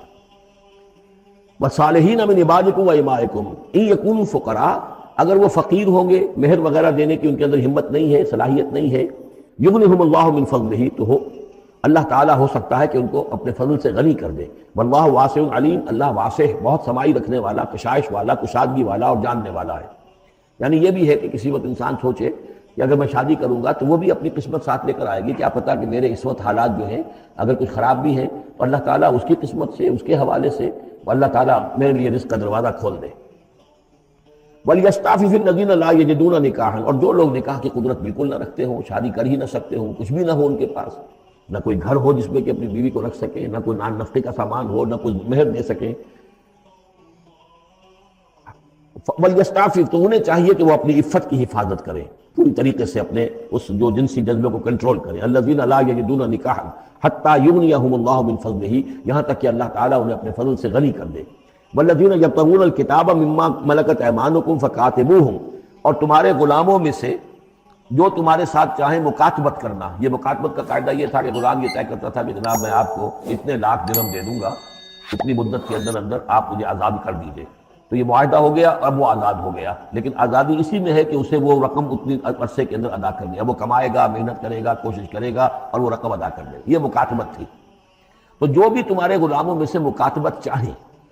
مما ملکت ایمانکم فکاتبوہم، تو یہ مکاتبت کر لیا کرو۔ قرآن مجید نے وہ تمام راستے کھولے ہیں کہ جن سے غلاموں کی آزادی کا جو ہے آسانی کے ساتھ تدریجاً سہج انداز کے اندر ان کی غلامی کا جو ہے سلسلہ ختم ہو کر آزادی کی طرف راستہ کھل جائے۔ فَقَاتِبُوهُمْ إِنْ عَلِمْتُمْ فِيهِمْ خَيْرًا، اگر تم دیکھ رہے ہو ان کے اندر کہ خیر ہے، بھلائی ہے، واقعتاً یہ شخص اعتماد کیا جا سکتا ہے، یہ بھاگ نہیں جائے گا اور یہ جو بھی کرنا چاہ رہا ہے معاہدہ اس کو پورا کرنے کی اس کی نیت ہے۔ وَآتُوهُمْ مِنْ مَالِ اللَّهِ الَّذِي آتَاكُمْ، پھر ایسے لوگوں کو جنہوں نے مکاتبت کی ہو تم بھی مال دیا کرو، جو اللہ کا مال تمہارے پاس اللہ نے تمہیں دیا ہے، یعنی لوگ مدد بھی کریں اس کی تاکہ وہ اپنی اس رقم کو جلد از جلد ادا کر کے اور وہ پھر آزاد ہو جائے۔ وَلَا تُكْرِهُوا فَتَيَاتِكُمْ عَلَى الْبِغَاءِ، اور دیکھو اپنی باندیوں کو، چھوکریوں کو، یہ جو وہاں پہ باندیاں کلیدیں ہوتی تھی، انہیں بدکاری پر مجبور نہ کرو۔ ان اردنا تحسناً، اگر وہ چاہیں کہ وہ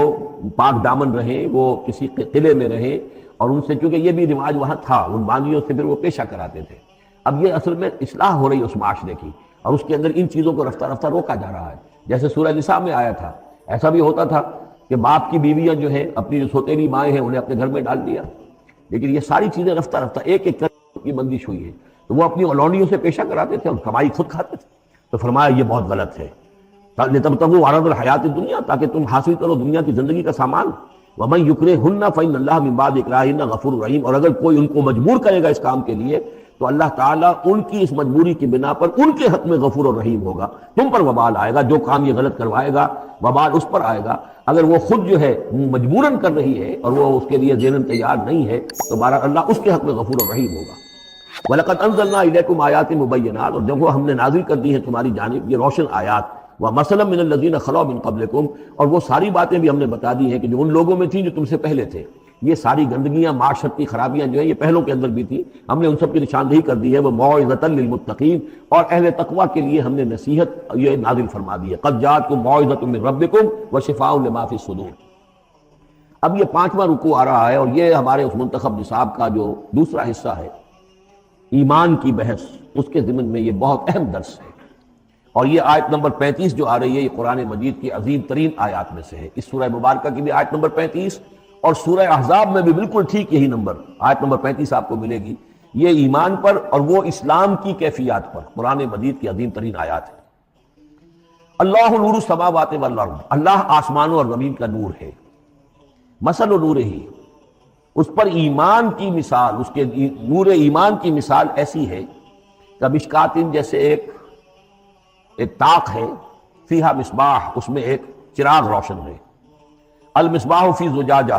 وہ چراغ جو ہے چمنی کے اندر ہے، شیشہ ہے اس کے اوپر، جیسے لالٹینیں ہوتی تھی پچھلے زمانے میں، گلوب کے ساتھ جو ہے وہ لیمپ ہوتے تھے۔ الزجاجہ تو کانہا کوکب دری، اور وہ شیشہ چمک رہا ہے جیسے کہ ایک چمکدار ستارہ ہو۔ یوقد من شجرۃ، اور اس مصباح میں، اس دیے میں، اس چراغ میں جلایا جا رہا ہے تیل، کس کا؟ ایک شجرہ مبارکہ زیتونہ کا، ایک ایسا مبارک درخت زیتون کا، لا شرقیت ولا غربیہ، جو نہ شرقی ہے نہ غربی ہے، یعنی یہ کہ درخت ہے، جھنڈ ہے ایک، اب اگر تو اس جھنڈ کے مشرق میں کوئی درخت ہے تو صبح کی دھوپ تو انہیں ملے گی، شام کی نہیں ہوگی، مغرب میں ہے تو شام کی دھوپ مل جائے گی، صبح کی نہیں ملے گی۔ ایک علیحدہ کھڑا ہوا ہے کوئی جس کے نہ ادھر کوئی اور ہے نہ ادھر کوئی اور درخت ہے، تو پورے دن کی تمازت دھوپ کی جو ہے وہ جذب کر رہا ہے۔ اور ایسے درخت کا جو روغن زیتون ہوتا تھا وہ بہت صاف شفاف، اسی کی مثال دی جا رہی ہے، جو نہ شرقی ہے نہ غربی ہے، وہ کسی جانب سے اوٹ میں ہے ہی نہیں۔ یکاد زیتھا یضیء، اس کا جو روغن ہے وہ بھڑک اٹھنے کو بیتاب ہے، قریب ہے کہ روشن ہو جائے۔ وَلَوْ لَمْ تَمْسَسْهُ نَارٌ، چاہے اسے ابھی آگ نے چھوا ہی نہ ہو۔ نور علی نور، جب آگ مس کر جائے، چھو جائے تو پھر نور علی نور ہے، وہ بھڑک اٹھتا ہے۔ یہدی اللہ لنورہ من یشاء، اللہ تعالیٰ ہدایت فرماتا ہے اپنے نور کی جانب جس کو چاہتا ہے۔ وَيَضْرِبُ اللَّهُ الْأَمْثَالَ لِلنَّاسِ، اور اللہ تعالیٰ مثالیں بیان کرتا ہے لوگوں کے لیے۔ وَاللَّهُ بِكُلِّ شَيْءٍ عَلِيمٌ، اور اللہ ہر چیز کا کما حقہ علم رکھتا ہے۔ یہ اصل میں ایمان کے لیے، اس کے اجزائے ترکیبی کے لیے بہترین تمثیل ہے، جس کو میں پہلے بیان کرتا رہا ہوں کہ ایک ہے فطرت، انسانی فطرت۔ اگر فطرت سلیم ہے تو اس کے اندر یہ ایمانی حقائق موجود ہیں، معرفت خداوندی موجود ہے۔ البتہ اس پر کوئی پردے آ گئے ہیں، اس کے اوپر جو ہے کچھ غلاف پڑ گئے ہیں، اور جب آتی ہے وہی وہ اس کو ایکٹیویٹ کرتی ہے۔ آیات الہیہ جو ہیں، آیات قرآنیہ، وہ اندر کے اندر جو ڈورمنٹ اس کی کانشسنس ہے ایمان کی، اس کو ایکٹیویٹ کر کے شعور پر لے آتی ہے۔ اس کو یوں سمجھے کہ جیسے تیل ہے، اب تیل ایک ہے کڑوا تیل، جس سے کہ ہم دیے کبھی جلایا کرتے تھے، اب تو شاید ہی کہیں آپ نے دیکھا ہو دیا کس کو کہتے ہیں، لیکن اس میں وہ کڑوا تیل جو جلتا تھا، تو کڑوا تیل خود آگ نہیں پکڑ سکتا، اس میں بتی ڈالنی پڑتی تھی، کوئی کپڑے کی بتی ہے بٹ کر، یا یہ کہ وہ روئی کی بتی بنائی ہے، اس بتی کا پھر آگ لگاتے تھے تو جل تو رہا ہے تیل، لیکن بواسطہ بتی، براہ راست وہ تیل جلنے کی پوزیشن میں نہیں ہے۔ لیکن ایک تیل ہے پیٹرول، اس کو جو کڑوے تیل سے روشنی حاصل کرنے کے لیے جتن کرنے پڑ رہے ہیں آپ کو جلانے کے لیے، اور پیٹرول گویا کہ بیتاب ہے، وہ بھڑک اٹھنے کو بیتاب ہے، ذرا سی چنگاری قریب آئی اور بھڑک گیا۔ اسی طریقے سے انسانوں کی طباع کا فرق ہے۔ کچھ لوگوں کی جو فطرت ہے اتنی سلیم ہوتی ہے، اتنی نیکی ہوتی ہے اس کے اندر، کہ جیسے ہی وہی سامنے آئی، آئینہ جگمگا اٹھا ایک دم، اس لیے کہ اوپر غبار ہے ہی نہیں، اس کے اوپر کوئی اور جو ہے پردے پڑے ہوئے ہیں ہی نہیں۔ یہ مثال صدیقین کی ہے جو میں نے کل بھی آپ سے عرض کیا تھا، کہ جیسے کہ حضور نے فرمایا میں نے جس کے سامنے بھی دعوت ایمان رکھی، اس نے کچھ نہ کچھ توقف اور تردد ضرور کیا، سوائے ابو بکر کے، کہ ایک لحظے کا بھی توقف نہیں کیا۔ یہ اس لیے کہ ان کی فطرت اتنی سلیم تھی، گویا کہ وہ پیٹرول تھا ان کے اندر جو بھڑک اٹھنے کو بیتاب تھا، کہ ذرا قریب بھی اگر دیاسلائی آ گئی تو بھڑک اٹھے۔ لیکن کچھ لوگ وہ تھے کہ جن کا تیل اتنا صاف اور پاک نہیں تھا، ان میں کوئی تکدر تھا، انہیں وقت لگ گیا، اگر چاہیے کہ بالآخر وہ ایمان لے آئے، لیکن یہ کہ کچھ اس میں بتی ڈالنی پڑی، کوئی اس کے لیے محنت کرنی پڑی۔ السابقون الاولون من المہاجرین والانصار والذین اتبعوہم باحسان، پھر وہ لوگ ہیں جو بعد میں درجہ بدرجہ پھر ان کے بعد آتے چلے گئے۔ تو اسی طریقے سے ایمان کی مثال ہے کہ یہ روغن فطرت یا نور فطرت، نور روح، روحانی نور جو ہمارے اندر ہے نور تجلی بھی اسی خاک میں پنہاں، غافل تندرا صاحب ادراک نہیں ہے۔ وہ جو ہماری روح کے اندر ہے، روح ملکوتی کے اندر جو نور ہے، یہ نور اور باہر سے جو قرآن کا نور، وحی کا نور آیا، ان دونوں کے نور کے اجتماع سے پھر نور علی نور کی کیفیت پیدا ہوئی۔ اب وہ نور ایمانی جو ہے وجود میں آ گیا۔ اللہ نور السماوات والارض مثل نورہ کمشکاۃ فیہا مصباح، المصباح فی زجاجہ۔ اور ذہن میں رکھیے یہ ہمارا جو پنجر ہے پسلیوں کا، اس کی واقعتاً طاق کی سی شکل ہے، یہ نیچے سے چوڑا ہو رہا ہے، اوپر سے تنگ ہو رہا ہے، طاق ایسے ہی ہوتے تھے۔ ڈائفرام جو ہے وہ اس طاق کا گویا کہ فلور ہے، جو ہمارے ایبڈومینل کیویٹی کو چیسٹ کیویٹی سے علیحدہ کرنے والا عضو ہے، اور دل رکھا ہوا ہے اس کے اوپر، یہ گویا کہ چراغ ہے۔ اس دل میں نور ایمان ہوتا ہے، اس دل کے اندر جو ہے وہ اللہ کا نور، اور یہ نور بنا ہے دو چیزوں سے، ایک وہ نور فطرت جو اس کے اندر موجود تھا، اس کی روح کے اندر، اور ایک نور وحی۔ ان دونوں کے اجتماع سے نور علی نور، وہ نور جو ہے وہ نور ایمان کی شکل میں اس قلب کے اندر جو ہے وہ جاگزی ہوا اور قلب منور ہو گیا۔ المصباح فی زجاجہ، الزجاجۃ کأنہا کوکب دری یوقد من شجرۃ مبارکۃ زیتونۃ لا شرقیۃ ولا غربیہ یکاد زیتها یضیء ولو لم تمسسہ نار، نور علی نور یہدی اللہ لنورہ من یشاء۔ یہ نور علی نور ہے، دو نوروں کے جمع ہونے سے یہ نور ایمان وجود میں آیا،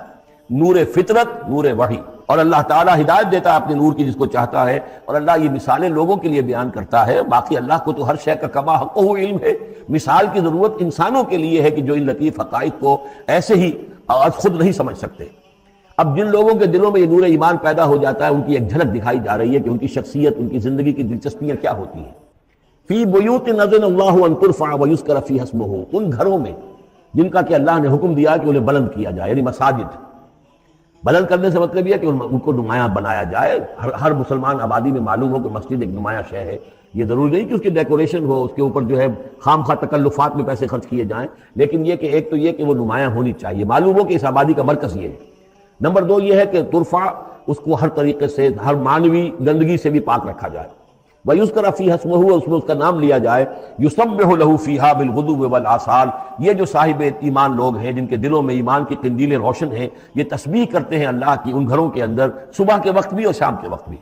رجال، وہ جواں مرد، لا تلہیہم تجارۃ ولا بیع عن ذکر اللہ واقام الصلاۃ، جن کو غافل نہیں کر سکتی نہ کوئی تجارت، نہ کوئی خرید و فروخت اللہ کی یاد سے اور نماز کے قائم کرنے سے، وایتاء زکوٰۃ اور زکوٰۃ کے ادا کرنے سے۔ یخافون یومن، یہ سب کچھ کر کے بھی وہ ڈرتے رہتے ہیں، لرزاں و ترساں رہتے ہیں، کانپتے رہتے ہیں اس دن کے تصور سے، تتقلب فیہ القلوب والابصار، جس میں کہ دل بھی الٹ جائیں گے اور نگاہیں بھی الٹ جائیں گی۔ لیجزیہم اللہ احسن ما عملوا، تاکہ اللہ تعالیٰ ان کو بدلے میں دے بہترین جزا ان کے اعمال کی، ویزیدہم من فضلہ، اور اضافہ کرے اپنی طرف سے اپنے فضل میں سے۔ واللہ یرزق من یشاء بغیر حساب، اور اللہ تعالیٰ چاہتا ہے دیتا ہے جس کو چاہتا ہے بغیر حساب۔ اللہم ربنا اجعلنا منہم، یہ تو مومن صادق کے لیے ایمان ان کے دلوں میں ہے، اس کی تمثیل یہ ہے، اور ان کے کردار کی جھلک یہ ہے۔ اب ایک ہے بین بین کے لوگ، ایمان تو نہیں ہے لیکن کچھ نہ کچھ نیکی کے کام کرتے ہیں، کچھ اپنے دل کی تسلی کے لیے، کچھ اپنے ضمیر کو مطمئن کرنے کے لیے، ان کی نیکی حقیقی نیکی نہیں ہے۔ وہ لیس البر ان تولوا وجوہکم قبل المشرق والمغرب، اس آیت کو ذہن میں رکھیے۔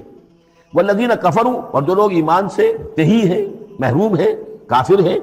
ان کی نیکیاں، ان کے اعمال کیا ہیں؟ کسراب، جیسے ریت ہو، سراب ہو، بقیعۃ، ایک چٹیل میدان میں، یحسبہ الظمآن ماء، پیاسا سمجھتا ہے کہ پانی ہے، حتی اذا جاءہ، یہاں تک کہ وہ جب وہاں پہ گھسٹ گھسٹ کر بھی پہنچتا ہے تو معلوم ہوتا ہے لم یجدہ شیئا، کچھ نہیں پاتا وہاں پر، ووجد اللہ عندہ، اور اللہ کو پاتا ہے وہاں موجود، فوفاہ حسابہ، تو اللہ تعالیٰ اس کا حساب اسے پورا چکا دیتا ہے۔ واللہ سریع الحساب، اور اللہ جو ہے حساب چکانے میں دیر نہیں لگاتا۔ یعنی یہ جو نیکیاں ہوتی، جھوٹی نیکیاں، ملمے کی نیکیاں، حقیقی ایمان نہیں ہے، ایمان باللہ نہیں ہے، ایمان بالآخرت نہیں ہے، لیکن یوں ہی کچھ نہ کچھ نیکیاں ہیں، کچھ خدمت خلق کے کام ہے، اس طرح کی چیزیں اللہ کی نگاہ میں ان کی کوئی وقت نہیں۔ اس کے لیے پہلے ایک مثال سورہ ابراہیم میں آ چکی ہے، دوسری مثال یہ کہ یہ نیکیاں سراب کے مانند ہیں، جنہیں پیاسا سمجھتا ہے کہ یہ پانی ہے، حقیقت میں پانی نہیں ہے۔ اب تیسرا جو کردار ہے وہ یہ ہے کہ جن کے دلوں میں، جن کی زندگیوں میں یہ جھوٹ موٹ کی نیکی بھی نہیں ہے، نفس پرستی اور دنیا پرستی، اور ان کے اندر ہر طرح کی گندگی جو ہے وہ آ چکی ہے۔ ان کی مثال کیا ہے؟ او کظلمات فی بحر اللجی، یا جیسے کہ اندھیرے ہوں ایک بڑے گہرے سمندر میں، یغشاہ موج، اس کے اوپر ایک موج چڑھی ہوئی ہو، من فوقہ موج، اس کے اوپر ایک اور موج ہو، من فوقہ سحاب، اور اوپر جو ہے بادل بھی ہو، یعنی اندھیری رات ہے، کوئی روشنی نہیں، اوپر بادل ہے، نہ چاند اور ستاروں کی کوئی روشنی نہیں آ رہی، اور اس کے ساتھ ہی یہ ہے کہ موج کے اوپر موج چڑھی ہوئی ہے۔ ظلمات بعضها فوق بعض، یہ اندھیروں پر اندھیرے ہیں۔ اذا اخرج یدہ لم یکد یراہا، جب وہ اپنا ہاتھ نکالتا ہے تو اس کو بھی نہیں دیکھ سکتا، جسے ہم کہتے ہیں اپنے محاورے میں ہاتھ کو ہاتھ سجائی نہیں دیتا۔ وَأَن لَّمْ يَجْعَلِ اللَّهُ لَهُ نُورًا، اور جس کو اللہ تعالیٰ ہی نے کوئی نور عطا نہ کیا ہو، فما لہ من نور، تو اس کے لیے پھر کہیں کوئی نور نہیں ہے۔ یہ وہ لوگ ہیں کہ جن کی زندگیاں کسی ملمے کی نیکی سے بھی خالی ہیں، اندھیارے ہی اندھیارے ہیں، ظلمات فوق بعضها فوق بعض۔ الم تر ان اللہ یسبح له من فی السماوات والارض، کیا تم دیکھتے نہیں ہو کہ اللہ کی تسبیح کرتی ہے وہ سب چیزیں، وہ سب وہ کرتے ہیں، وہ سب جو آسمانوں میں ہے اور جو زمین میں ہے، اور نہ صرف آسمانوں اور زمین میں بلکہ ان دونوں کے مابین، جو السماء میں جو ہے، والطیر صافات، اور یہ جو پرندے ہیں جو اپنے پروں کو پھیلائے ہوئے ہیں، یہ بھی اللہ کی تسبیح کر رہے ہیں۔ کل قد علم صلاتہ و تسبیحہ، ہر ایک کے علم میں ہے، ہر ایک نے جان لی ہے اپنی نماز، اپنی صلاۃ اور اپنی تسبیح۔ یہ وہی بات ہے جو سورہ بنی اسرائیل میں آ چکی ہے، وَإِن مِّن شَيْءٍ إِلَّا يُسَبِّحُ بِحَمْدِهِ وَلَٰكِن لَّا تَفْقَهُونَ تَسْبِيحَهُمْ، کوئی شے نہیں ہے اس کائنات میں جو اللہ کی تسبیح و تحمید نہ کر رہی ہو، لیکن تمہیں اس کا شعور نہیں ہو سکتا۔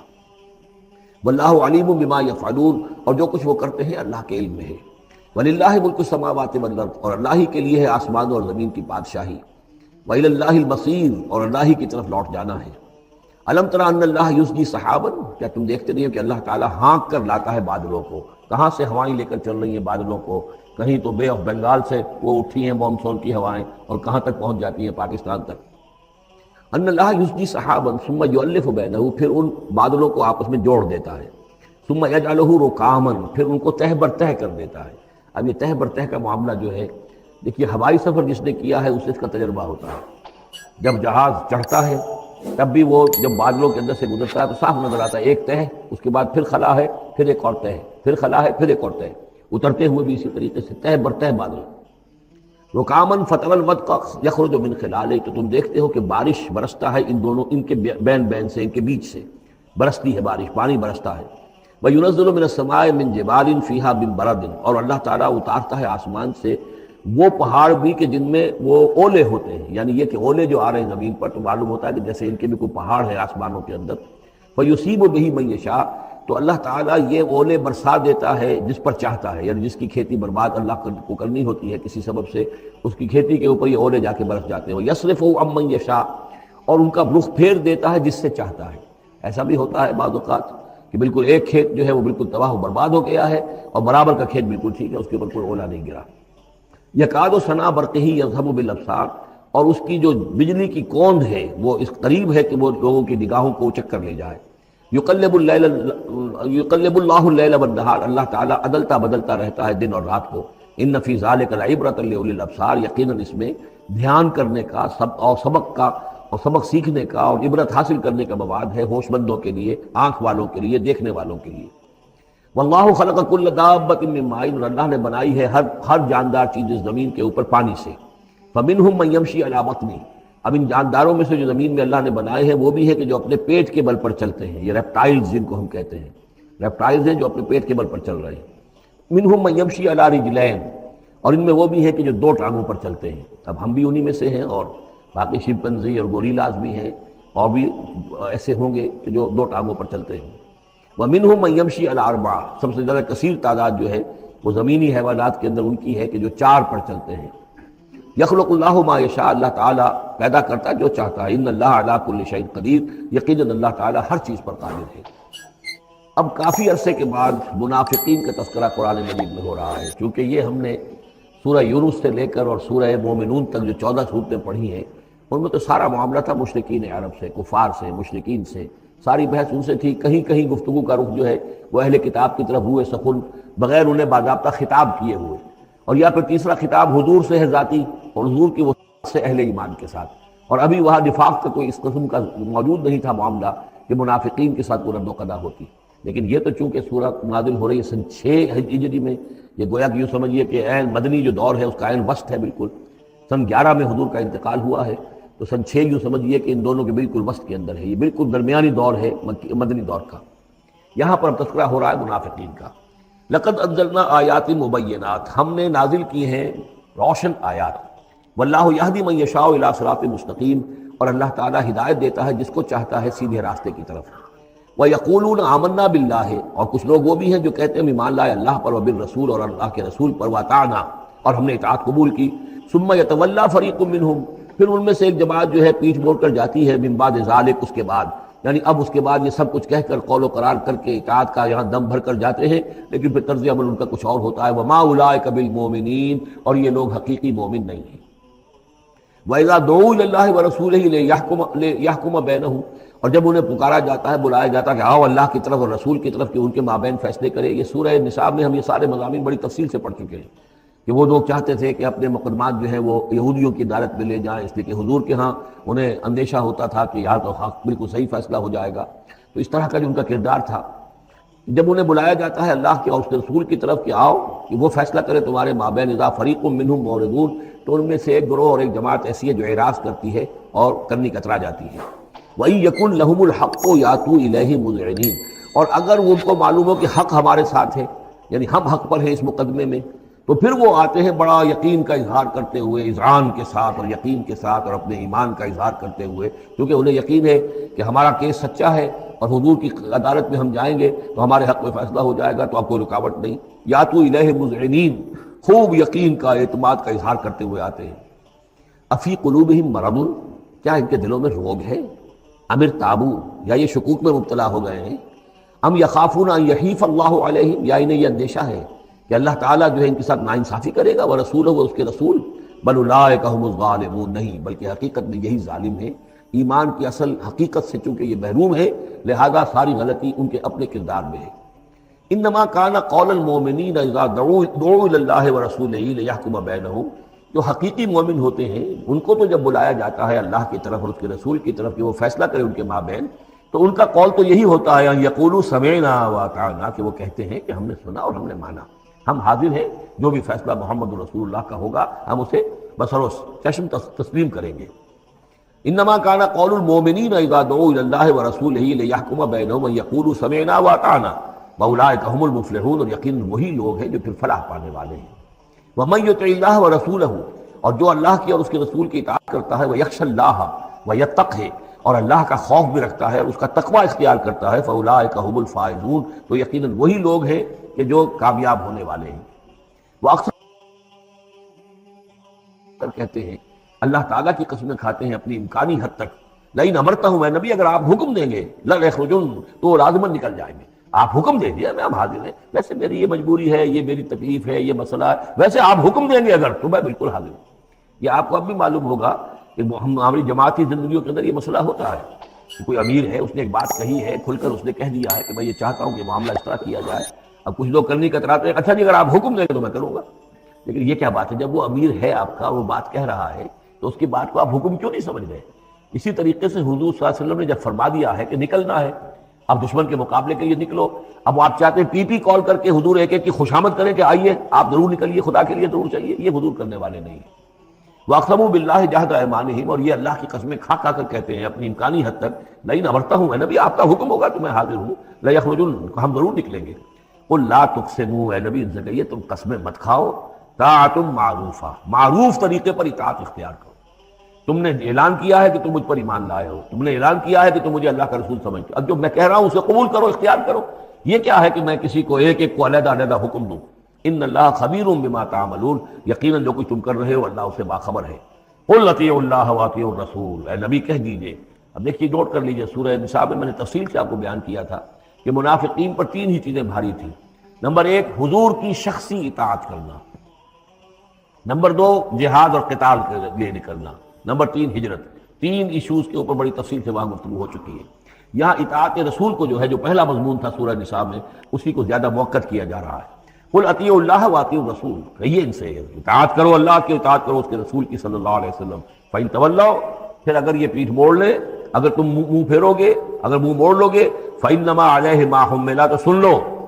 ہمارے نبی پر ذمہ داری ہے اس کام کی جو ہم نے ان پر ڈالا ہے،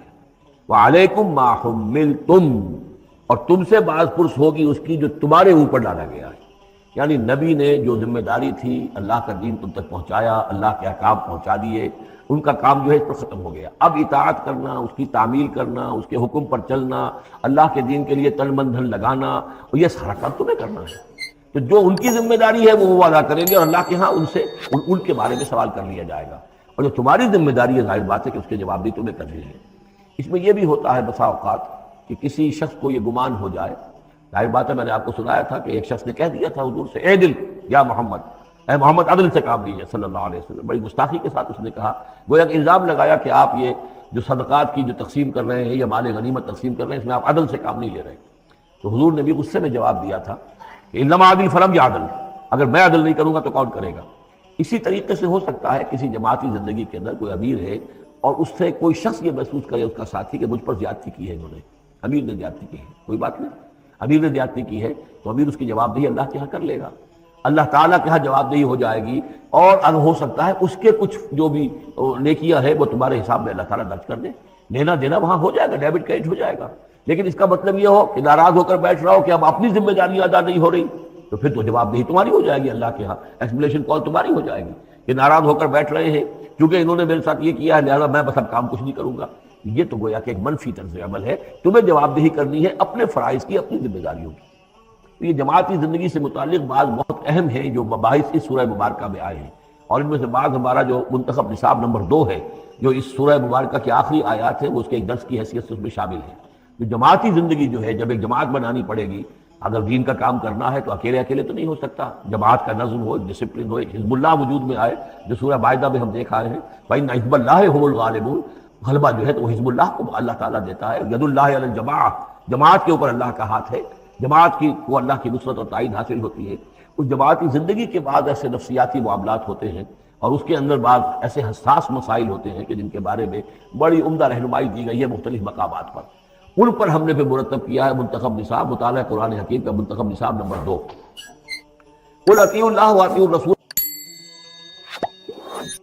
ان پر جو ذمہ ہے وہ ان کی اپنی ذمہ داری کا، اور جو تمہارے اوپر جو بوجھ ہے، جو تمہاری مسئولیت ہے، وہ تمہاری ذمہ داری کی۔ وَإِن تُطِيعُوهُ تَهْتَدُوا، جان لو یہ اللہ کے رسول ہیں، اگر تم ان کی اطاعت پر کاربند رہو گے تبھی تم ہدایت یافتہ ہوگے۔ وَمَا عَلَى الرَّسُولِ إِلَّا الْبَلَاغُ الْمُبِينُ، اور ہمارے رسول پر سوائے صاف صاف پہنچا دینے کی اور کوئی ذمہ داری نہیں ہے۔ اب جو آیت آ رہی ہے یہ بھی طویل آیات میں سے اور عظیم ترین آیات میں سے آیت استخلاف، یہ خلافت کا جو اللہ تعالیٰ نے وعدہ کیا ہے اس امت سے۔ وعد اللہ الذین آمنوا منکم وعملوا الصالحات، اے مسلمانوں اللہ کا وعدہ ہے تم میں سے ان لوگوں کے ساتھ جو ایمان اور عمل صالح کی شرطیں پوری کر دیں گے۔ یہ نام کے مسلمان، نسلی مسلمان جو اللہ کے حکم پر چلتے بھی نہ ہوں، اللہ کے احکام کے مطابق عمل نہ کرتے ہوں، دین کے لیے تن من دھن لگانے کو تیار نہ ہوں، ان سے یہ وعدہ نہیں ہے۔ وعدہ ہے حقیقی اہل ایمان، جو ایمان حقیقی کی شرط پوری کرے اور ایمان کے جو عملی تقاضے ہیں ان کو بھی بجا لائیں۔ وعد اللہ الذین آمنوا منکم وعملوا الصالحات لیستخلفنہم فی الارض، کہ وہ انہیں زمین میں خلافت عطا کرے گا، حکومت عطا کرے گا، غلبہ عطا کرے گا، کما استخلف الذین من قبلہم، جیسے کہ اس نے خلافت عطا کی تھی ان کو جو ان سے پہلے تھے، حضرت داؤد کو، حضرت طالوت کو، حضرت سلیمان کو جو خلافت دی گئی، بعد میں بھی مکابی حکومت قائم ہوئی ہے، اس میں بھی خلافت قائم ہوئی، تو یہ خلافت جیسے پہلے ہم نے دی تھی سابقہ امت مسلمہ کو، ایسے ہی اے امت محمد صلی اللہ علیہ وسلم تمہیں بھی خلافت دی جائے گی، بشرطے کہ ایمان اور عمل صالح کی یہ 2 شرطیں تم پوری کرو۔ اب یہ خلافت جو ہے اس کو 3 انداز میں یہاں بیان کیا گیا ہے۔ لَيَسْتَخْلِفَنَّهُمْ فِي الْأَرْضِ، انہیں لازماً خلافت دے گا زمین میں، حکومت دے گا، کما استخلف الذین من قبلہم، جیسے کہ خلافت دی تھی اور حکومت دی تھی ان کو کہ جو ان سے پہلے تھے۔ وَلَيُمَكِّنَنَّ لَهُمْ دِينَهُمُ الَّذِي ارْتَضَىٰ لَهُمْ، اور ان کے اس دین کو زمین میں غلبہ عطا کرے گا، قوت عطا کرے گا، تمکن عطا کرے گا جو اللہ نے ان کے لیے پسند کر لیا۔ ظاہر بات ہے مسلمانوں کی خلافت ہے تو اس کے معنی کیا ہے؟ اللہ کے دین کا غلبہ ہے، تو بات تو ایک ہی ہے، اللہ کا دین غالب، اس کے کیا معنی ہے؟ مسلمانوں کی خلافت، تو چیز ایک ہی ہے، لیکن یہاں 3 الفاظ لا کر اس کی اہمیت کو نمایاں کیا جا رہا ہے 3 اعتبارات سے۔ وَلَا يُمَكِّنَنَّ لَهُمْ دِينَهُمُ الَّذِي ارْتَضَىٰ لَهُمْ، اب یہاں دیکھیے وہی لام مفتوح شروع میں فعل مضارع سے اور اس کے بعد یہ نون مشدد، یہ سارے وعدے نہایت تاکیدی وعدے ہیں۔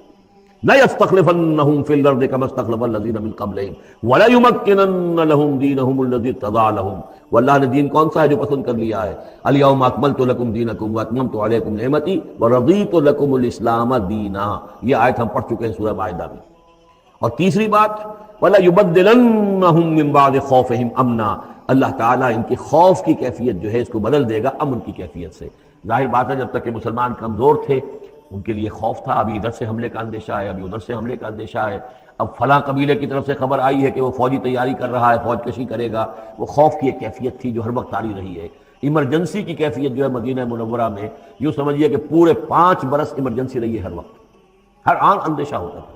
خبریں آ رہی ہیں، اب ادھر سے کوئی قبیلہ حملہ کرنے والا ہے، اب یہ مکے میں کوئی ان کی ملاقاتیں ہوئی ہیں، کوئی سازش ہوئی ہے، ابھی کوئی خط چلا گیا ابو عامر راہب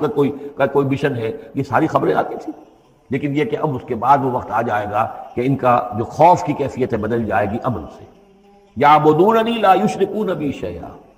میں یہاں اس کو سمجھتا ہوں مستقبل سے متعلق، جب ایسا ہو جائے گا تو پھر وہ میری بندگی کریں گے کہ اس میں کسی شے کی شرک جو ہے گوارا نہیں کریں گے۔ جب تک اللہ کی حکومت نہیں ہے تو ظاہر بات ہے کچھ نہ کچھ شرک تو ہو ہی رہا ہے۔ اب ہم یہاں رہ رہے ہیں، پاکستان میں رہ رہے ہیں، اللہ کا دین تو قائم نہیں ہے، قانون کس کا ہے؟ اللہ کا تو نہیں ہے، تو گویا کہ ہم قومی اعتبار سے، اجتماعی اعتبار سے کفر اور شرک میں زندگی بسر کر رہے ہیں۔ ہاں ہمارا اپنا کوئی عقیدہ فرض کیجئے ہے بھی ٹھیک، بالکل مشرکانہ اوہام سے ہم نے اپنے آپ کو پاک کر لیا ہے اور توحید فی العقیدہ ہماری بالکل صحیح ہے، لیکن سوال یہ کہ ہم اس ملک کے شہری ہیں، اس ملک کا دستور ہے، اس ملک کے اندر جو ہے اللہ کی حکومت اور اللہ کے قانون کی بالادستی نہیں ہے، تو اس کے کیا معنی؟ ہم بھی اس کے شہری ہونے کی حیثیت سے اس میں ملوث ہیں۔ تو یہ ہے کہ یہ توحید کامل اس وقت ہوگی جب یکون الدین کلہ للہ، جب دین کل کا کل اللہ کے لیے ہو جائے گا، عملاً توحید کی تکمیل اس وقت ہوگی۔ یعبدوننی، میری بندگی کریں گے، لا یشرکون بی شیئا، اور میرے ساتھ کسی شے کو شریک نہیں کریں گے، ومن کفر بعد ذلک فاولئک هم الفاسقون، اور جو اس کے بعد بھی کفر کریں تو پھر وہ تو فاسق ہیں، ناہنجار ہیں، سرکش ہیں۔ اس کے بھی دو معنی ہو سکتے ہیں، جب دین کا غلبہ ہو گیا پھر بھی جو کفر کرے وہ تو معلوم ہوا کہ اس کے اندر خیر سرے سے ہے ہی نہیں۔ ایک یہ ہے کہ باطل کا غلبہ ہے، باطل کے غلبے میں کسی بندہ مومن کے لیے ایمان لانا مشکل ہے، ایمان پر قائم رہنا مشکل ہے، اسلام پر عمل کرنا مشکل ہے، لیکن جب دین غالب ہو گیا ہو تو اب تو ظاہر بات ہے کہ اب تو ساری رکاوٹیں دور ہو گئیں۔ اب تو ایک شخص کی کسی کی اپنی فطرت ہی میں کجی آ چکی ہے، کوئی پرورٹڈ نیچر کا شخص ہے، تبھی وہ رہے گا کہ جو اسلام سے دور رہے۔ ومن کفر بعد ذلک فاولئک هم الفاسقون۔ اور میرے نزدیک اس کا ایک مفہوم یہ بھی ہے کہ ہمارے ان تین پختہ وعدوں کے بعد بھی جو شخص کمر ہمت نہ کس لے اور اس کام کے لیے کھڑا نہ ہو جائے، گویا کہ وہ ہماری بات کا کفر کر رہا ہے، انکار کر رہا ہے، اسے ہمارے ان وعدوں پر یقین نہیں ہے۔ ومن کفر بعد ذلک فاولئک هم الفاسقون، تو وہ تو گویا کہ فاسق ہے اور سرکش ہے اور ناہنجار ہے۔ اس آیت کو ذہن میں رکھیے، اس حدیث کو آج میں چاہتا ہوں کہ اس کا متن بھی آپ کو سنا دوں کہ اس کی خبر دی ہے محمد رسول اللہ صلی اللہ علیہ وسلم نے۔ تاریخی اعتبار سے تو یہ نوٹ کر لیجئے، یہ سن 6 ہی کے اندر، ابتدائی میں سن 6 کے یہ آیت نازل ہوئی، سن 6 ہی میں صلح حدیبیہ ہو گئی، انا فتحنا لک فتحا مبینا، گویا کہ اس آیت کا جو مصداق ہے وہ ظاہر ہونا شروع ہو گیا۔ سن 7 میں غزوہ خیبر ہوا، اللہ نے بہت بڑا مال غنیمت مسلمانوں کو دیا۔ سن 8 میں مکہ فتح ہو گیا۔ سن 9 میں موپنگ اپ آپریشن ہو گیا، اعلان کر دیا گیا حج کے اندر کہ آئندہ سے یہاں کوئی مشرک نہیں آئے گا، اور اب تمہارے لیے اتنی مہلت ہے، کسی کوئی معاہدہ قائم نہیں رہے گا، جو معاہدے ہیں میعادی ان کی میعاد ختم ہوتے ہی معاہدہ ختم، اور جن کی میعاد کوئی نہیں تھی ان کے لیے ہم 4 مہینے کی میعاد مقرر کر رہے ہیں کہ اس کے بعد کوئی معاہدہ کسی مشرک سے نہیں ہے، جب یہ مدت ختم ہو جائے گی قتل عام شروع ہو جائے گا۔ یہ تو اللہ تعالیٰ کی طرف سے جزیرہ نماء عرب کے اندر دین کی تکمیل ہو گئی، خلافت قائم ہو گئی، اللہ کی حکومت قائم ہو گئی۔ جیسے حضرت داؤد خلیفہ تھے، یہاں حضرت محمد خلیفہ ہے صلی اللہ علیہ وسلم،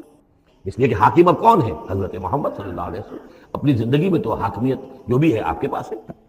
اس کے بعد خلافت راشدہ میں پھر یہ خلافت کہاں سے کہاں پہنچی وہ آپ کو معلوم ہے، لیکن پھر ریورسل شروع ہو گیا۔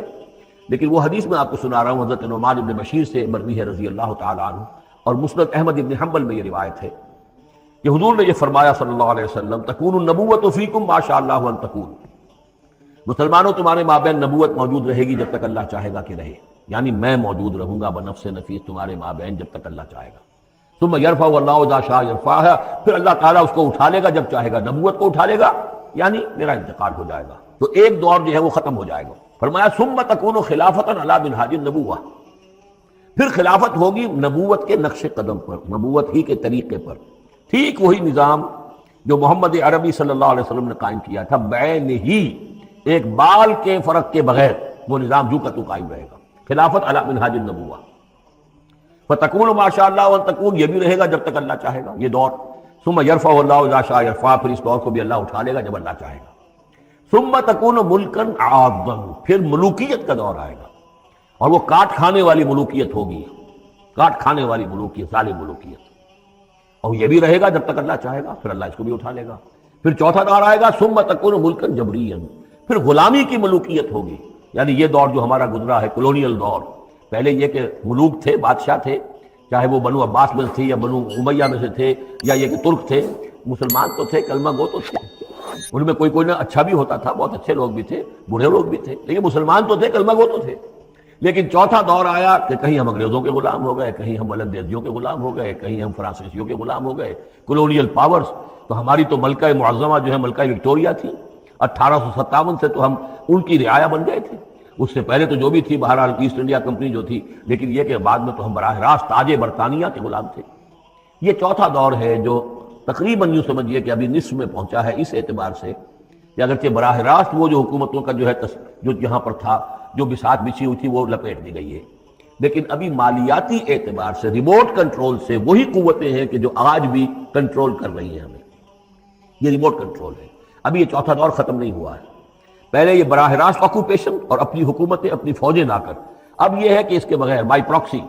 چاہے ہمارے ہی آدمی بیٹھے ہوئے ہیں، لیکن اصل میں سارا جو ہے یہ مالیاتی جو ہے استعمار ہے، ایک نیا عالمی استعمار ہے۔ لیکن یہ استعمار جو ہے اس طرح کا کولونیل رول نہیں ہے کہ انگریز موجود ہے، ان کی فوج موجود ہے، یا فرانسیسی فوج موجود ہے، یا اطالوی فوج موجود ہے، بلکہ یہ تو IMF اور ورلڈ بینک کا نظام ہے اس کے تحت، اور ملٹی نیشنل کمپنیوں کی۔ لیکن جو چوتھی جو خوشخبری کی بات ہے وہ یہ ہے کہ حضور نے فرمایا بالآخر یہ چوتھا دور بھی ختم ہو جائے گا،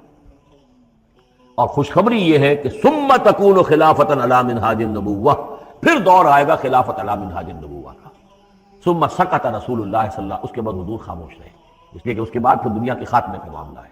وہ خاتمے کے بارے میں عرض کر چکا ہوں، ایک طویل عرصے تک تو پوری دنیا میں وہ خلافت علی منہاج النبوہ رہے گی، گلوبل، اس لیے کہ حضور نے یہ بتا دیا ہے کہ اب جب یہ خلافت علی منہاج النبوت کا نظام آئے گا تو کل روئے ارضی پر ہوگا۔ مسلم شریف میں روایت ہے، یہ حضرت ثوبان حضور کے ایک آزاد شدہ غلام تھے، جیسے کہ حضرت زید بن حارثہ بھی حضور کے غلام تھے، آپ نے آزاد دیا تھا، اسی طرح حضرت ثوبان بھی ہے، مولا ان ثوبان مولا رسول اللہ صلی اللہ علیہ وسلم۔ اس میں روایت کیا ہے، حضور نے فرمایا ان اللہ زوالی الارض، اللہ نے میرے لیے ساری زمین کو لپیٹ دیا یا سکیڑ دیا، فرائے تو مشارقہا و مغاربہا، تو میں نے سارے مشرق دیکھ لیے زمین کے، سارے مغرب دیکھ لیے، وَإِنَّ أُمَّتِي سَيَبْلُغُ مُلْكُهَا مَا زُوِيَ لِي مِنْهَا، اور میری امت کی حکومت ان تمام علاقوں پر قائم ہو کر رہے گی جو اس طرح زمین کو سکیڑ کر یا لپیٹ کر مجھے دکھا دیے گئے۔ اور یہ روایت صحیح مسلم کی ہے۔ اسی طرح کی ایک اور حدیث ہے حضرت مقداد بن الاسود سے رضی اللہ تعالی عنہ کہ اس روئے ارضی پر کوئی گھر اور کوئی خیمہ نہیں بچے گا، یعنی سیٹلڈ جو علاقے ہیں جہاں گھر ہیں، شہر ہیں، گھر بنے ہوئے ہیں، مکان بنے ہوئے ہیں، یا نومیڈک ٹرائبز جہاں بھی ہیں کہ وہ اپنے خیمے لے کے ادھر سے ادھر جاتے رہتے ہیں، نہ کوئی گھر بچے گا نہ خیمہ جس میں اللہ کا دین داخل نہ ہو جائے، بعز عزیز اور ذل ذلیل، یا تو یہ کہ گھر اور خیمے والا اسلام قبول کرے گا، اسلام اس کے گھر میں داخل ہوگا، اس کا بھی اعزاز ہوگا، اور یا وہ گھر والا اسلام قبول نہیں کرے گا لیکن اسلام کی بالادستی جو ہے تسلیم کرنی پڑے گی۔ یؤتوا الجزیۃ عن ید وہم صاغرون، یہ جو ہم پڑھ آئے ہیں سورہ توبہ کے اندر، تو گویا کہ اس کے گھر میں بھی اسلام تو آ گیا لیکن وہ بدبخت جو ہے اسلام کی نعمت سے اور اس کے اعزاز سے محروم رہا۔ یہ ہے وہ خبر کہ جو ہے صحیح احادیث ہیں، اور یہ منطقی طور پر بھی سمجھ لیجئے کہ قرآن مجید میں یہ بات واضح کر دی گئی کہ حضور کو بھیجا گیا غلبہ دین کے لیے، 3 دفعہ فرمایا، سورہ توبہ میں ہم پڑھ چکے ہیں، 2 مرتبہ آگے اور آنا ہے، هو الذی ارسل رسولہ بالہدی ودین الحق لیظہرہ علی الدین کلہ، اور 5 مرتبہ فرمایا کہ حضور کو بھیجا گیا پوری نوع انسانی کے لیے۔ اس کی سب سے نمایاں اور سب سے جو لوگوں کے اندر عام طور پر معروف آیت ہے وہ یہ ہے وما ارسلناک الا کافۃ للناس بشیرا ونذیرا، ویسے ہم پڑھ آئے سورہ انبیاء میں وما ارسلناک الا رحمۃ للعالمین، اس کا بھی مفہوم یہی ہے، تمام جہان والوں کے لیے ہم نے بھیجا ہے آپ کو رحمت بنا کر، اور ہم نے نہیں بھیجا ہے محمد آپ کو مگر پوری دنیا کے لیے، پوری نوع انسانی کے لیے بشیر اور نذیر بنا کر۔ ان دونوں کو جوڑو تو اس کا منطقی نتیجہ بھی یہ ہے کہ حضور کی بعثت کا مقصد مکمل ہوگا ہی اس وقت جبکہ کل عالم انسانیت پر دین حق غالب ہو جائے، اور یہ ہو کر لینا ہے۔ ومن کفر بعد ذلک فاولئک هم الفاسقون واقیموا الصلاۃ وآتوا الزکاۃ، اور نماز قائم کرو اور زکوٰۃ ادا کرو، واطیعوا الرسول لعلکم ترحمون، رسول کی اطاعت کرو تاکہ تم پر رحم کیا جائے، کیونکہ روئے سخن منافقین کی طرف ہے، اور میں نے آپ کو بتایا تھا ان پر جو شاخ گزر رہی تھی وہ در حقیقت رسول کی اطاعت تھی۔ بار بار کہتے تھے یہ اپنے جی سے بات کہہ دیتے ہیں، آیت تو ابھی اتری نہیں، ابھی کوئی آیت تو آئی نہیں، قرآن میں تو ابھی یہ حکم آیا نہیں، یہ معاملہ جو ہے ان کو شاخ گزر رہا تھا حضور کی اطاعت۔ وَأَقِيمُوا الصَّلَاةَ وَآتُوا الزَّكَاةَ، اور نماز قائم کرو اور زکوٰۃ ادا کرو، وَأَطِيعُوا الرَّسُولَ لَعَلَّكُمْ تُرْحَمُونَ، اور اللہ رسول کی اطاعت کرو تاکہ تم پر رحم کیا جائے۔ لَا تَحْسَبَنَّ الَّذِينَ كَفَرُوا مُعْجِزِينَ فِي الْأَرْضِ، کہ کافر یہ نہ سمجھیں کہ وہ اللہ کو تھکا دیں گے یا ہرا دیں گے اس زمین میں، وَمَأْوَاهُمُ النَّارُ، ان کا ٹھکانہ آگ ہے، وَلَبِئْسَ الْمَصِيرُ، اور بہت برا ٹھکانہ ہے۔ یا ایھا الذین آمنوا لیستأذنکم الذین ملکت ایمانکم، اب وہی جو سماجی احکام کچھ دیے گئے تھے کہ اذن لیے بغیر تم داخل نہ ہو گھر میں، اور اس طرح کے آداب جو ہیں معاشرتی ان کے ضمن میں مزید احکام آ رہے ہیں۔ یہ سورہ مبارکہ کی ترتیب یہ ہے، یوں سمجھیے کہ جیسے کوئی انگوٹھی ہو اور بڑا سا ہیرا جو ہے لگا ہوا، دونوں طرف جو ہے وہ اس کا پتلے سائڈ سے یہ ہار ہے، اور اس کے نیچے جو ہے درمیان میں کوئی بڑا ہیرا ہے، دوسری طرف ہوتی ہے، اس کے بالکل وسط میں 5واں رکوع ہے، یہ اللہ نور السماوات والارض مثل نورہ کمشکاۃ فیہا مصباح، اور آیت نمبر 35 وہ عظیم کوہ نور ہیرے کے مانند ہے۔ پھر دونوں طرف جو ہے یہ مضامین ہیں، کچھ ادھر ہیں سماجی احکام، کچھ ادھر ہیں سماجی احکام، اور اس طریقے سے یہ ایک عجیب بہت خوبصورت ہار کی شکل بن گئی۔ لیستأذنکم الذین ملکت ایمانکم، چاہیے کہ جو تمہارے غلام ہیں اور باندیاں ہیں وہ بھی اجازت لے کے اندر داخل ہوا کریں، والذین لم یبلغوا الحلم، اور وہ لوگ بھی تمہارے کہ جو کہ ابھی وہ بالغ نہیں ہوئے ہیں، وہ بچے بھی، منکم 3 مرات، 3 اوقات دن رات کے ایسے ہیں کہ جن میں خاص طور پر جو پرائیویسی کا اہتمام ہونا چاہیے، اور اس میں یہ کہ کوئی بھی اجازت لیے بغیر بچے بھی نہ جائیں۔ من قبل صلاۃ الفجر، ایک تو فجر کی نماز سے قبل، وحین تضعون ثیابکم من الظہیرۃ، اور جو تم ظہر کے وقت، ظہیرہ جس کو کہتے ہیں، اپنے کپڑے ذرا اتار کے سستاتے ہو، قیلولہ کرتے ہو، ہلکے کپڑوں کے اندر انسان لیٹتا ہے، ومن بعد صلاۃ العشاء، اور نماز عشاء کے بعد، 3 عورات لکم، یہ 3 اوقات تمہارے پردے کے اوقات ہیں، یہ تمہاری خاص پرائیویسی کے اوقات ہیں۔ لیس علیکم ولا علیہم جناح بعدہن، ان کے علاوہ عام حالات میں کوئی حرج نہیں ہے، بعدہن کہ وہ یعنی وہی تمہارے ملازم ہیں، تمہارے غلام ہیں یا باندیاں ہیں، یا اسی طریقے سے تمہارے بچے ہیں، طوافون علیکم بعضکم علی بعض، وہ آئیں جائیں گھروں کے اندر، ظاہر بات ہے کہ اس کمرے میں آئے ہیں، اس میں گئے ہیں، اس میں کوئی حرج نہیں ہے کہ وہ آئیں جائیں اور پھریں۔ کذالک یبین اللہ لکم الآیات، اسی طرح اللہ تعالیٰ تمہارے لیے اپنی آیات واضح کر رہا ہے، واللہ علیم الحکیم، اور اللہ تعالیٰ علیم اور حکیم ہے۔ وَإِذَا بَلَغَ الْأَطْفَالُ مِنْكُمُ الْحُلُمَ، اور جب تمہارے بچے جو ہیں، جو لڑکے ہیں، وہ بھی بالغ ہو جائیں، انہیں سب سمجھ آ جائے، جو بھی معاملات ہیں دونوں شوق کے، فَلْيَسْتَأْذِنُوا كَمَا اسْتَأْذَنَ الَّذِينَ مِنْ قَبْلِهِمْ، تو پھر وہ بھی اذن لے کر اسی طرح داخل ہوا کریں جیسے کہ پہلا حکم آیا تھا کہ اذن لیے بغیر گھر میں داخل نہ ہو۔ کذالک یبین اللہ لکم آیات، اس طرح اللہ تعالیٰ تمہارے لیے اپنی آیات کو واضح کر رہا ہے، واللہ علیم الحکیم، اللہ علیم اور حکیم ہے۔ والقواعد من النساء اللاتي لا يرجون نکاحا، اور وہ عورتیں تمہارے میں سے، تمہاری خواتین میں سے کہ جو اب بیٹھ رہی ہوں، یعنی لا یرجون نکاحا، اب وہ نکاح کی امیدوار نہ ہوں، ایک خاص عمر سے گزر چکی ہیں، اب کوئی نکاح وغیرہ کرنے کا سوال نہیں ہے، بیوہ ہیں یا کچھ اور جو بھی معاملہ ہے، لیکن یہ کہ بہرحال اب معمر ہو چکی ہیں، فلیس علیہن جناح ان یضعن ثیابہن، تو ان کے اوپر کوئی حرج نہیں ہے کہ وہ جو اپنے اضافی کپڑے ہیں وہ اتار دیا کریں، یعنی بڑی چادر لے کر ہی نکلنا ان کے لیے وہ لازم نہیں ہوگا، یا اگر اپنے گھروں کے اندر بیٹھ کر وہ جو اوڑھنیاں ہیں ان کو مکل مارنے کی جو ان کی پابندی دوسری خواتین پر ہے، اس میں ان کے لیے درد بھی ہو سکتی ہے، اس لیے کہ اب وہ اس عمر سے گزر چکی ہیں۔ والقواعد من النساء اللاتي لا يرجون نکاحا فليس عليهن جناح ان يضعن ثيابهن غير متبرجات بزینہ، لیکن ان کی نیت یہ نہ ہو کہ وہ اپنی زینت کو وہ ظاہر کریں اور لوگوں کی نگاہوں میں لائیں، نیت کا معاملہ جو ہے وہ دوسرا ہے۔ وَأَن يَسْتَعْفِفْنَ خَيْرٌ لَهُنَّ، اور اگر وہ اس معاملے میں احتیاط ہی کریں تو بہتر ہے، اس رعایت سے فائدہ نہ اٹھائیں تو بہتر ہے، اس لیے کہ شیطان جو ہے وہ ہر وقت طاق میں لگا رہتا ہے، نہ معلوم کس وقت اس کے دل میں کیا خیال پیدا کر دے۔ واللہ سمیع علیم، اور اللہ سب کچھ سننے والا اور جاننے والا ہے۔ لیس علی الاعمی حرج، اب چونکہ یہ جو احکام دیے جا رہے تھے تو اس معاشرے کے اندر ایسا بھی تھا کہ کسی خاندان کے ساتھ کچھ لوگ جو ہیں بیچارے، کوئی لنگڑا ہے، کوئی اندھا ہے، اپنے برادری کا ہے، اپنی رشتہ داروں میں ہے، وہ بھی گھر میں رہ رہا ہے، وہ اپنی کوئی آزاد جو معاش اور آزاد جو ہے کوئی معاشرتی حیثیت کا اہل نہیں ہے، تو اب ان کے لیے کیا ہوگا؟ کیا یہ ساری پابندیاں جو ہیں اسی طریقے سے ان کے اوپر بھی پوری طریقے سے عائد کی جائیں گی؟ تو ان کے ضمن میں کہا جا رہا ہے کہ وہ اگر تمہارے گھروں میں رہیں تو کوئی حرج نہیں ہے۔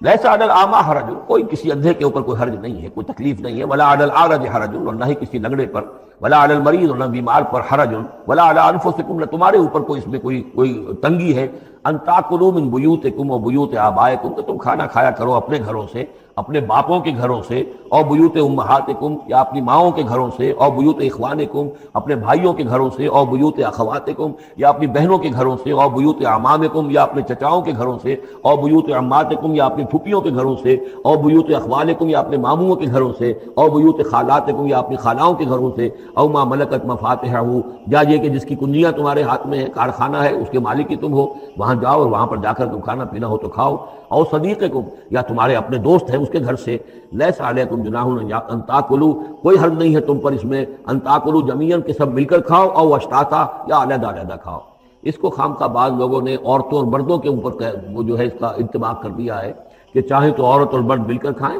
اور چاہے تو وہ علیحدہ علیحدہ کھائیں۔ یہاں مراد یہ ہے کہ بسا اوقات ایسے مواقع پر انتظار میں بڑی دقت ہوتی ہے، جیسے آج کل آپ کو معلوم ہے کہ ولیمہ ہے اور ٹائم دے رکھا ہے 9 بجے کا اور 12 بج رہے رات کے، لڑکی والے تو آئے نہیں اس لیے ولیمہ ہو نہیں سکتا، بیٹھے ہوئے لوگ سوکھ رہے ہیں، کیا ضرورت ہے؟ جو آئے ہیں وہ کھائیں اور جائیں۔ لہذا یہ نہیں ہے کہ سب کے سب جمع ہو کر ہی اور ایک ہی جمعیت ہو تبھی وہ کھائیں، بلکہ یہ کہ اپنی ضرورت کے تحت جیسے بھی ہو، اگر سب مل جل کر بیٹھ کر کھائیں تب بھی کوئی حرج نہیں، اور اگر علیحدہ علیحدہ گروپس کے اندر یہ کھا لیا جائے تب بھی کوئی حرج نہیں۔ یہ مجلسی احکام جو دیے جا رہے ہیں، اس سے مراد یہ نہیں ہے کہ سطر اور حجاب کے احکام بھی یہاں پہ ٹوٹ جائیں گے، اور یہاں پر جو ہے گھریلو جو ہے اگر چیز کو تھرو کی گئی ہیں تو اس میں کوئی پردے وردے کی حاجت نہیں ہے، اس میں مرد اور عورتیں جو ہیں وہ مخلوط طور پر شریک ہو جائیں، معاذ اللہ، یہ مراد نہیں۔ فَإِذَا دَخَلْتُمْ بُيُوتًا فَسَلِّمُوا عَلَىٰ أَنفُسِكُمْ، پھر جب تم گھروں میں داخل ہو تو اپنے آپ پر سلام بھیجا کرو، یعنی انفسکم سے مراد گھر میں رہنے والے جو ہیں وہ تمہارے ہی میں سے ہیں، تمہارے رشتہ دار ہیں، عزیز ہیں، یا تمہارے اپنے گھر میں بھی داخل ہو تو السلام علیکم کہو۔ تحیۃ من عند اللہ مبارکۃ طیبۃ، یہ دعا ہے اللہ کے پاس سے، اللہ نے تمہیں سکھائی ہے السلام علیکم، اور یہ مبارک بھی ہے اور پاک بھی ہے۔ کذالک یبین اللہ لکم الآیات لعلکم تعقلون، اسی طرح اللہ تعالیٰ تمہارے لیے اپنی آیات کو واضح کر رہا ہے، کھول کر بیان کر رہا ہے تاکہ تم عقل سے کام لو۔ اب آخری جو رکوع ہے اس کا، اس سورہ مبارکہ کا، اور اس کی کل 3 آیات ہیں، یہ خالص جماعتی زندگی، وہ جو جہاد اور قتال کے لیے یا کسی اور اجتماعی کام کے لیے حضور جب نکلتے تھے اور اہل ایمان آپ کے ساتھ ہیں، اس وقت کیا صورتحال ہونی چاہیے؟ انما المؤمنون الذین آمنوا باللہ ورسولہ، مومن تو صرف وہی ہیں جو ایمان لائے اللہ پر، اس کے رسول پر، وَإِذَا كَانَ مَعَهُ عَلَىٰ أَمْرٍ جَامِعٍ، اور جب وہ ہوتے ہیں ان کے ساتھ یعنی رسول کے ساتھ کسی اجتماعی کام کے ضمن میں، لم يذهبوا حتى يستأذنوه، تو وہاں سے جاتے نہیں ہیں جب تک کہ اجازت نہ لے لیں۔ اب آپ نکلے ہیں کسی کام کے لیے، ایک نفری ہے آپ کے ساتھ، لیکن یہ کہ کوئی کہیں کھسک جائے کوئی کہیں کھسک جائے تو یہ تو صحیح نہیں ہے۔ وہ تو یہ ہے کہ اب اس اجتماعی نظم کا تقاضا یہ ہے کہ اب جہاں بھی وہاں سے کوئی عذر پیش آ گیا ہے، کوئی ایسی مجبوری ہے، کوئی جانا ہے، تو اجازت لے کر جائیں۔ علی امر جامع لم يذهبوا حتى يستأذنوه، جب تک اذن نہ لے لیں۔ ان الذين يستأذنونك اولئك الذين يؤمنون بالله ورسوله، یقیناً جو اے نبی جو لوگ آپ سے اجازت لیتے ہیں وہی ہیں کہ جو ایمان رکھتے ہیں اللہ پر، اس کے رسول پر۔ فإذا استأذنوك، پھر جب وہ آپ سے کوئی اجازت مانگے، رخصت مانگے، لبعض شانہم، اپنی کسی عذر کی وجہ سے، فأذن لمن شئت منهم، تو اجازت دے دیجئے جسے آپ چاہیں۔ مطلب یہ ہے کہ جو لیڈر ہے، جو اس وقت سپہ سالار ہے، اسے معلوم ہے سچویشن کیسی ہے، میرے پاس پہلے ہی نفری، میرے پاس کوئی اضافی نفری ہے جس میں سے میں کسی کو ریلیو کر سکتا ہوں، یا پہلے ہی میرے پاس کم نفری ہے، اس میں کسی اور کی کمی جو ہے وہ اور زیادہ خطرناک ہو جائے گی نتائج کے اعتبار سے۔ لہذا یہ نہیں ہے کہ صاحب میں نے اجازت طلب کی تو مجھے اجازت ملنی چاہیے، یہ نہیں، اجازت کیا ہوئی پھر؟ یہ تو وہی ہے جو تھانے داروں کسی معافی مانگتی ہے، اچھا میں نے تو کچھ نہیں کیا لیکن اگر آپ سمجھتے ہیں کہ میں نے کچھ کیا تو میں معافی مانگتا ہوں۔ یہ تو در حقیقت الٹی دھونس ہے کہ آپ بڑے کمینے آدمی ہیں، میں نے تو کچھ کیا نہیں تھا پھر بھی آپ سمجھ رہے ہیں کہ میں نے کچھ کیا ہے، میں اتنا اونچا ہوں کہ پھر میں معافی مانگتا ہوں۔ یہ در حقیقت وہ انداز نہیں۔ اجازت طلب کرنی ہے تو یہ ہے کہ اجازت لے کر اجازت ملے، اور یہ اختیار جو ہے پھر اے نبی آپ کو ہے کہ آپ چاہے تو اجازت دیں۔ فاذن لمن شئت منهم واستغفر لهم اللہ، اور اس پر بھی ان کے لیے استغفار کیجئے اللہ سے، کیونکہ انہوں نے ظاہر بات ہے اپنے کسی ذاتی کام کو زیادہ اہمیت دی ہے اس اجتماعی کام سے۔ یہ اجتماعی کام نبی کا ذاتی نہیں ہے، یہ دین کا کام ہے، اللہ کے دین کا کام ہے۔ دین کو غالب کرنا فرض منصبی اللہ کی طرف سے ہے ان پر، لہذا اس کے لیے تم ان کے ساتھ نکلے ہو۔ لہذا یہاں پر جو ہے اب اگر تم نے اپنے ذاتی کام کو اس دین کے کام سے اہم تر سمجھا ہے تبھی تو یہاں سے رخصت لے کر جا رہے ہو۔ یہ خود ایک ہلکی بات ہے، گویا کہ تم نے دین کے کام کو کم تر سمجھا ہے اللہ کے کام اپنے کام سے، اور اس کو اہمیت زیادہ دی ہے۔ لہذا استغفار، اے نبی ان کے لیے استغفار کیجئے، واستغفر لهم اللہ، اور ان کے لیے استغفار کیجئے، ان اللہ غفور الرحیم، یقیناً اللہ تعالیٰ غفور الرحیم ہے۔ ایک بات البتہ نوٹ کر لیجئے کہ یہ مضمون جب سورہ توبہ میں آیا ہے تو اس سے اگلا قدم ہے، یہ چونکہ ہے سن 6، وہ ہے سن 9، 3 سال میں فرق کیا واقع ہوا؟ ابھی تو فرمایا گیا ہے کہ جو اجازت لے کر جاتا ہے نبی وہ وہی ہے کہ جو واقعی ایمان رکھتا ہے، لیکن وہاں فرمایا گیا جو ایمان رکھتے ہیں وہ اجازت لیتے ہی نہیں۔ وہ جو موقع تھا وہ تھا نفیر عام کا موقع، وہ موقع تھا نہایت ہی سمجھیے ایمرجنسی کا موقع، اس موقع پر اجازت طلب کرنا ہی در حقیقت اس بات کی علامت تھی کہ یہ منافق ہے۔ لہذا وہاں روکا گیا، آپ نے کیوں اجازت دے دی؟ عفی اللہ عنک لما اذنت لهم، کیوں آپ نے اجازت دے دی؟ آپ کی اجازت آپ نہ دیتے تب بھی انہوں نے جانا نہیں تھا، تو ان کا جو نفاق کا پردہ چاک تو ہو جاتا نا، ان کی حقیقت تو کھل جاتی۔ تو یہ وقت کے حوالے سے ہے، اور اس کو درجہ بندی بھی کہہ سکتے ہیں۔ ایک وہ لوگ ہیں جو اس دین کے کام کے لیے اس درجے ہمتن اپنے آپ کو پیش کر چکے ہیں کہ دنیا کے کسی بھی کام کو اس سے اہم تر نہیں سمجھتے، وہ کیسے اجازت طلب کریں گے؟ اس سے نچلا درجہ ہے کہ وہ لوگ ہیں جو دین کے اس کام میں لگے ہوئے ہیں، لیکن کم سے کم نظم کی اتنی پابندی تو کرتے ہیں کہ اگر کہیں انہیں ضرورت پیش آ گئی جانا ہے تو اجازت لے کر جائیں۔ اس سے نیچے وہ لوگ ہیں جو اجازت کے بغیر ہی کھسک گئے تو معلوم ہے ان کا تو سرے سے اس کام سے سرے سے کوئی تعلق ہے ہی نہیں۔ تو درجہ بندی ہے، سیڑھیاں ہیں، اوپر کی سیڑھی کے اعتبار سے درمیانی سیڑھی نیچے ہے، لیکن نیچے والی سیڑھی کے اعتبار سے درمیانی اونچی ہے۔ تو یہ ریلیٹیو معاملہ جو ہے رہے گا کہ ایک وہ لوگ ہیں جو سرے سے اس کا بھی خیال نہیں کرتے کہ اجازت لیں، اجتماع ہے، کوئی اس کی معذرت بھی نہیں کی ہے، نہ بعد میں کی ہے، نہ پہلے کہا ہے کہ میں نہیں آ سکتا، معلوم ہوا کہ انہیں کچھ طرح سے احساس ہی نہیں ہے کہ ہم کسی نظم کے پابند ہیں اور ہماری کوئی ذمہ داری ہے۔ اس سے بہتر کم سے کم وہ لوگ ہیں کہ جو اپنا عذر پیش کر دیتے ہیں، اجازت لے لیتے ہیں۔ لیکن اس سے بھی بہتر اونچا درجہ ہے کہ دنیا کے کسی بھی کام کو دین کے اس کام سے اہم تر مت سمجھو، اللہ تعالیٰ تمہارے کام سنوارے گا، اللہ تعالیٰ تمہاری ذمہ داری قبول کر لے گا، تم اللہ کے کام کے لیے نکلو۔ لا تجعلوا دعاء الرسول بینکم کدعاء بعضکم بعضا، تم یہ رسول کا بلانا اپنے مابین ایسے نہ سمجھ لو جیسے تمہارا آپس میں ایک دوسرے کو بلانا ہوتا ہے۔ بلانا یہ بھی ہے، آپ نے کسی کو دعوت دی، میرے گھر آئیے کھانا کھائیے، رسول نے دعوت دی، کیا یہ برابر ہو جائے گا معاملہ؟ لیکن ایک بلانا یہ ہے کہ رسول پکار رہا ہے تمہیں کہ آؤ اللہ کی راہ میں چلو میرے ساتھ، ایک یہ کہ کوئی عام آدمی آپ کو کہہ رہا ہے بھائی میرا ایک کام ہے، ذرا میرے اس کام کے لیے تھوڑی دیر کے لیے آ جائیے، کچھ مجھے چاہیے، مدد چاہیے، تو زمین و آسمان کا فرق ہو گیا۔ اور تیسرے معنی اس کی یہ بھی ہے کہ دعا سے مراد یہ کہ مخاطب ہونے کا انداز، تم جس طرح ایک دوسرے سے بات کر لیا کرتے ہو ایسے رسول کے ساتھ بات نہ کر لیا کرو، ان کے مقام کو، ان کے ادب کو۔ یہ سورہ حجرات میں جا کر تفصیل سے ہی بات آئے گی، لا ترفعوا اصواتکم فوق صوت النبی ولا تجہروا له بالقول کجہر بعضکم لبعض ان تحبط اعمالکم۔ تو یہ تینوں مفہوم اس کے ہیں۔ قد یعلم اللہ الذین یتسللون منکم لواذا، اللہ کو خوب معلوم ہے تم میں سے وہ لوگ جو اوٹ لے کر کھسک جاتے ہیں، یعنی کہیں نکلے تو ہیں، درج ہو گیا کہ یہ بھی جانے والوں میں ہے، کہیں دیکھا کہ کوئی دیکھ نہیں رہا کھسک گئے، یا اجتماع ہے بیٹھے ہوئے ہیں وہیں پر اب بات آئی ہے کہ اب ایک مہم درپیش ہے،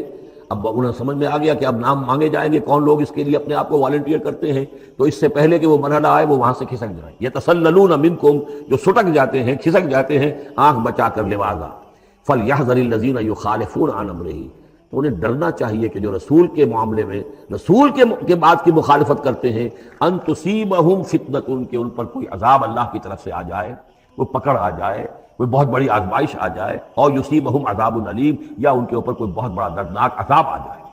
الا ان للہ ما فی السماوات والارض، آگاہ ہو جاؤ، یقیناً اللہ ہی کے لیے ہے جو بھی کچھ ہے تمام آسمانوں میں اور جو بھی کچھ ہے زمین میں۔ قد یعلم ما انتم علیہ، اللہ خوب جانتا ہے کہ تم کس مقام پر کھڑے ہو، تمہاری حیثیت کیا ہے، حقیقت کیا ہے، ایمان کتنا ہے، کتنے پانی میں ہو، تمہارے اعمال کیسے ہیں، ما انتم علیہ، جس حال میں تم ہو اللہ خوب جانتا ہے۔